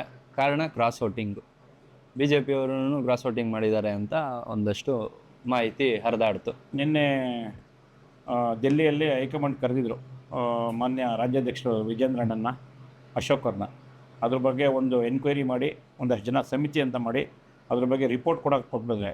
ಯಾರೇ ಆಗಲಿ BJP ಸಿಂಬಲಲ್ಲಿ ಗೆದ್ದು ಆ ಥರ ಮಾಡಿರೋದು ಅದನ್ನು ಕ್ಷಮೆಗೆ ಅರ್ಹರೇ ಅಲ್ಲ ಅವರು. ಯಾರು ಅದು ಒಂದು ಸತಿ ಮೈತ್ರಿ ಧರ್ಮ ಪಾಲನೆ ಮಾಡಬೇಕಾಯ್ತು. BJP ಒಂದು ಸತಿ ಅವ್ರಿಗೆ ವಿಪ್ ಜಾರಿ ಮಾಡಿದ್ರೆ ಅದು ಮಾಡಲೇಬೇಕಾಯ್ತು. ಆದರೆ ಕೂಡ ಇವತ್ತು ಯಾರು ಅದನ್ನು ಕಂಡುಹಿಡಿತಾರೆ, ಅವ್ರಿಗೆ ಮುಂದಿನ ಚುನಾವಣೆಯಲ್ಲಿ ತಕ್ಕದಂಥ ಉತ್ತರ ಕೊಡ್ತಾರೆ. ನಾನು ಅದಕ್ಕೆ ವಿರೋಧ ಮಾಡ್ತೀನಿ. ಯಾರು ಮಾಡಿದ್ದಾರೆ ಅವ್ರಿಗೆ ಶಿಕ್ಷೆ ಆಗಲೇಬೇಕು, ಇಲ್ಲಾಂದರೆ ಪಕ್ಷಕ್ಕೆ ತುಂಬ ಏಟಾಗ್ತದೆ. ನಾನು ಯಾರು ಅಷ್ಟೇ ಒಬ್ಬ ಪಕ್ಷದ ಸಾಮಾನ್ಯ ಕಾರ್ಯಕರ್ತನಾಗಿ ನಾನು ಅದನ್ನು ವಿರೋಧ ಮಾಡ್ತೀನಿ. ಯಾರು ಮಾಡಿದರೆ ಅವ್ರಿಗೆ ಪಕ್ಷ ಈ ಕೂಡಲೇ ಅದನ್ನು ಶಿಸ್ತು ಕ್ರಮ ಜರುಗಿಸ್ಬೇಕು ಅನ್ನೋದು ನಾನು ಅದು ವಿರೋಧ ಮಾಡ್ತೀನಿ. ಓಕೆ ಸೊ ಈಗ ನಮ್ಮೆಲ್ಲ ಪ್ರಶ್ನೆಗಳು ಮುಗ್ದಿದೆ. ಓಂ ಶಕ್ತಿ ಚಲಪತಿ ಅವರು ಹೇಗೆ ಅವರ ನಡೆದು ಬಂದ ಹಾದಿ ಯಾವುದು, ಪೊಲಿಟಿಕಲಿ ಹೇಗೆ ಡೆವಲಪ್ ಆದರು, ಇವತ್ತು ಏನು ಸ್ಥಾನದಲ್ಲಿದ್ದಾರೆ, ಮುಂದೆ ಅವರು ಏನು ಎಕ್ಸ್ಪೆಕ್ಟ್ ಮಾಡ್ತಾ ಇದ್ದಾರೆ ಅಂತ ಎಲ್ಲ ತಿಳಿಸ್ಕೊಟ್ಟಿದ್ದೀರಾ. ನಿಮ್ಮ ಒಪಿನಿಯನ್ಸ್ ಒಂದಷ್ಟು ಹೇಳಿದ್ದೀರಾ. ಮತ್ತು ಬರೋ ದಿನಗಳಲ್ಲಿ ಏನು ಮಾಡಬೇಕು ಅನ್ನೋದನ್ನು ನಿಮಗೆ ಕ್ಲಾರಿಟಿ ಇದೆ ಅಂತ ಈ ಕಾನ್ವರ್ಸೇಷನ್ ಮೂಲಕ ನಮ್ಗೆ ತಿಳಿದು ಬಂದಿದೆ. Sir, thank you for your time again. ನೀವು ಬಂದು ಇಲ್ಲಿ ಮಾತಾಡಿದ್ದು ಖುಷಿ ಆಯಿತು. ಎಸ್ಪೆಷಲಿ ಈ ವಿಡಿಯೋಸ್ ನಾವು ಮಾಡ್ತಾ ಇರೋದು ಈಗಿನ ಯುವಕರು ಯಾರಿದ್ದಾರೆ ಅವ್ರಿಗೆ ತಲುಪ್ಸೋಕ್ಕೋಸ್ಕರ. ಏಕೆಂದರೆ ಪಾಲಿಟಿಕ್ಸ್ ಅನ್ನೋದು ಎಲ್ಲ 45-50+ ಅವರು ತುಂಬಿಕೊಂಡು ಏನಾಗ್ಬಿಟ್ಟಿದೆ, ಪಾಲಿಟಿಕ್ಸ್ ಅಂದರೆ ದೊಡ್ಡವ್ರದ್ದು ಅನ್ನೋ ಥರ ಆಗೋಗಿದೆ. ನಮ್ಮ ಯುವಕರಿಗೂ ಒಂದಷ್ಟು ಮಾಹಿತಿ ತಿಳಿಸ್ಕೊಡ್ಬೇಕು ಅಂತ ನಾವು ಇವತ್ತು ನಿಮ್ಮನ್ನ ಇಲ್ಲಿ ಕರೆಸ್ಕೊಂಡು ಮಾತಾಡಿದ್ವಿ. Thank you for the time, thank you for coming sir. ನಿಮಗೆ ಏನಾದರೂ ಲಾಸ್ಟಲ್ಲಿ ಕ್ಲೋಸಿಂಗ್ ಸ್ಟೇಟ್ಮೆಂಟ್ ಅಂತ ಒಂದು ಹೇಳ್ತೀವಿ, ಆ ಥರ ಏನಾದರೂ ಹೇಳೋದಿದೆಯಾ? ಖಂಡಿತ ಇದೆ. ಯಾಕಂದರೆ ನನ್ನ ಮನದಾಳದ ಮಾತುಗಳು ಕೆಲವೊಂದು ವ್ಯಕ್ತಿಗಳು ಸ್ಟೇಟ್ಮೆಂಟ್ ಕೊಡ್ತಾ ಇರ್ತಾರೆ ಪಕ್ಷದ ಬಗ್ಗೆ ಮತ್ತು ಮೀಡಿಯಾಗೆ ಅಲ್ಲಿ ನನಗೂ ಎಷ್ಟೊಂದು ವಿಷಯಗಳನ್ನ ನನ್ನಲ್ಲೇ ಇಟ್ಕೊಂಬಿಟ್ಟಿದ್ದೆ, ಹೇಳೋಕ್ಕೆ ಆಗ್ತಾ ಇರಲಿಲ್ಲ. ಅದು ಹೇಳ್ಕೊಂಡ್ರೆ ಎಲ್ಲ ನಾನು ಅದೇ ಸುಮ್ಮನೆ ಪ್ರಚಾರಕ್ಕೆ ತುಂಬ ಆಸೆ ಬಿಡೋಲ್ಲ. ನಾನು ಪ್ರಚಾರಕ್ಕೆ ಹೋದರೆ ಸಾಕಷ್ಟು ವಿಷಯಗಳನ್ನಿದ್ದೆ, ಅದನ್ನೆಲ್ಲ ನೀವು ಕೆದಕಿ ಇವತ್ತು ತೆಗೆದಿದ್ದೀರಿ. ನಾನು ಹೇಳಿದ್ದಲ್ಲಿ ಯಾವುದೂ ತಪ್ಪಿಲ್ಲ, ಎಲ್ಲ ಸತ್ಯಕ್ಕೆ 100ಕ್ಕೆ 100% ಹತ್ತಿರವಾಗಿರೋದೆ. ಮತ್ತು ಏನೋ ನೀವು ಮೀಡಿಯಾವ್ರು ಕೇಳಿದ್ದೀರಿ ಅಂತ ನಾನು ಹೇಳಿಲ್ಲ, ನನ್ನ ಮನಸ್ಸಲ್ಲಿರೋದನ್ನು ನೀವು ಹೊರಗಾಕೋಕ್ಕೆ ಪ್ರಯತ್ನ ಮಾಡಿದ್ದೀರಿ. ಅದಕ್ಕೆ ನಾನು ನಿಮಗೆ ಹ್ಯಾಟ್ಸ್ ಹೇಳಬೇಕು. ಏನೇ ವಿಷಯ ಕೇಳಿದ್ರು ನಾನು ಸ್ಪಷ್ಟವಾಗಿ ಹೇಳ್ತೀನಿ. ಆ ಕಾರಣಕ್ಕೆ ನೀವು ಇವತ್ತೇನು ನನ್ನ ಮನಸ್ಸಲ್ಲಿ ಇದನ್ನು ಎಲ್ಲ ವಿಷಯ ಕೇಳಿ ಈ ಒಂದು ನಿಮ್ಮ TV ಬ್ರಾಡ್ಕಾಸ್ಟಿಂದ ಕೇಳಿದ್ರಿ, ತುಂಬ ಖುಷಿ ಆಯಿತು ನನಗೆ. ಯಾವುದೇ ರೀತಿ ಕಸಿವಿಸಿ ಆಗಿಲ್ಲ. ಮುಂದಕ್ಕೂ ಅಷ್ಟೇ ನೀವು ಚೆನ್ನಾಗಿ ನನ್ನ ಬಗ್ಗೆ ತಿಳ್ಕೊಂಡಿರೋದಕ್ಕೆ, ಜನಕ್ಕೆ ತಿಳಿಸ್ತಾ ಇರೋದಕ್ಕೆ, ಯಾರಾಗಲಿ ನಾನು ನೇರವಾಗಿ ಸಂಪರ್ಕ ಮಾಡೋದು. ನಂದು ಏನೇ ತಪ್ಪಿದ್ರೆ ಕೂಡ ನಾನು ನಿಂತ್ಕೊಳ್ತೀನಿ. ಮೀಡಿಯಾ ಅದೇ ಸೋಷಿಯಲ್ ಮೀಡಿಯಲ್ಲಿ ಸುಮ್ಮನೆ ಇದು ಆರೋಪ ಮಾಡೋಕ್ಕೆ ಮುಂಚೆ ನನ್ನ ನಂಬರ್ ಇರ್ತದೆ, ನನ್ನ ನಂಬರ್ಗೆ ಮಾಡ್ಬೋದು, ಅಥವಾ ನಿಮ್ಮ ಹತ್ರ ನನ್ನ ನಂಬರ್ ಇರ್ತದೆ. ನಿಮ್ಮ ಒಂದು ಬ್ರಾಡ್ಕಾಸ್ಟ್ಗೆ ಮಾಡಿ ತೊಗೊಂಡ್ಲಿ, ಬೇಕಾದ್ರೆ ನಾನು ನೇರವಾಗಿ ಅವ್ರ ಹತ್ರ ಮಾತಾಡೋಕ್ಕೆ ಇಷ್ಟಪಡ್ತೀನಿ. ಆ ಕಾರಣಕ್ಕೆ ನೀವು ನನ್ನ ಆಂತರಿಕವಾಗಿ ಎಲ್ಲ ವಿಷಯಗಳನ್ನ ಕೇಳಿದ್ದಕ್ಕೆ ಮತ್ತು ನನ್ನ ಬಗ್ಗೆ, ಹಿನ್ನೆಲೆ ಬಗ್ಗೆ, ಪಕ್ಷದ ಬಗ್ಗೆ ಕೇಳಿದ್ದಕ್ಕೆ ನಿಮಗೆ ವೈಯಕ್ತಿಕವಾಗಿ ಧನ್ಯವಾದಗಳು. Thank you thank you thank you all. ಇದೇ ರೀತಿ ಇನ್ನಷ್ಟು ವೀಡಿಯೋಗಳಿಗೆ ವಿವಿಡ್ ವಿಷನ್ನ ನೋಡ್ತಾ ಇರಿ. ಹಾಗೂ ಓಂ ಶಕ್ತಿ ಚಲಪತಿ ಅವರು ನಮ್ಮ ಚಾನಲ್ ಮೂಲಕ ಯಾವುದೇ ರೀತಿಯ ಡಿಬೇಟ್ಗೆ ಓಪನ್ ಅಂತ ಹೇಳಿದ್ದಾರೆ. ಸೊ ನಿಮ್ಮ ಪ್ರಶ್ನೆಗಳಿದ್ದರೆ ದಯವಿಟ್ಟು ನಮಗೆ ಪರ್ಸ್ನಲ್ ಆಗಿ ಮೆಸೇಜ್ ಮಾಡಿ, ನಾವು ಓಂ ಶಕ್ತಿ ಚಲಪತಿ ಅವ್ರನ್ನ ನಿಮ್ಗೆ ಕನೆಕ್ಟ್ ಮಾಡ್ತೀವಿ. Thank you.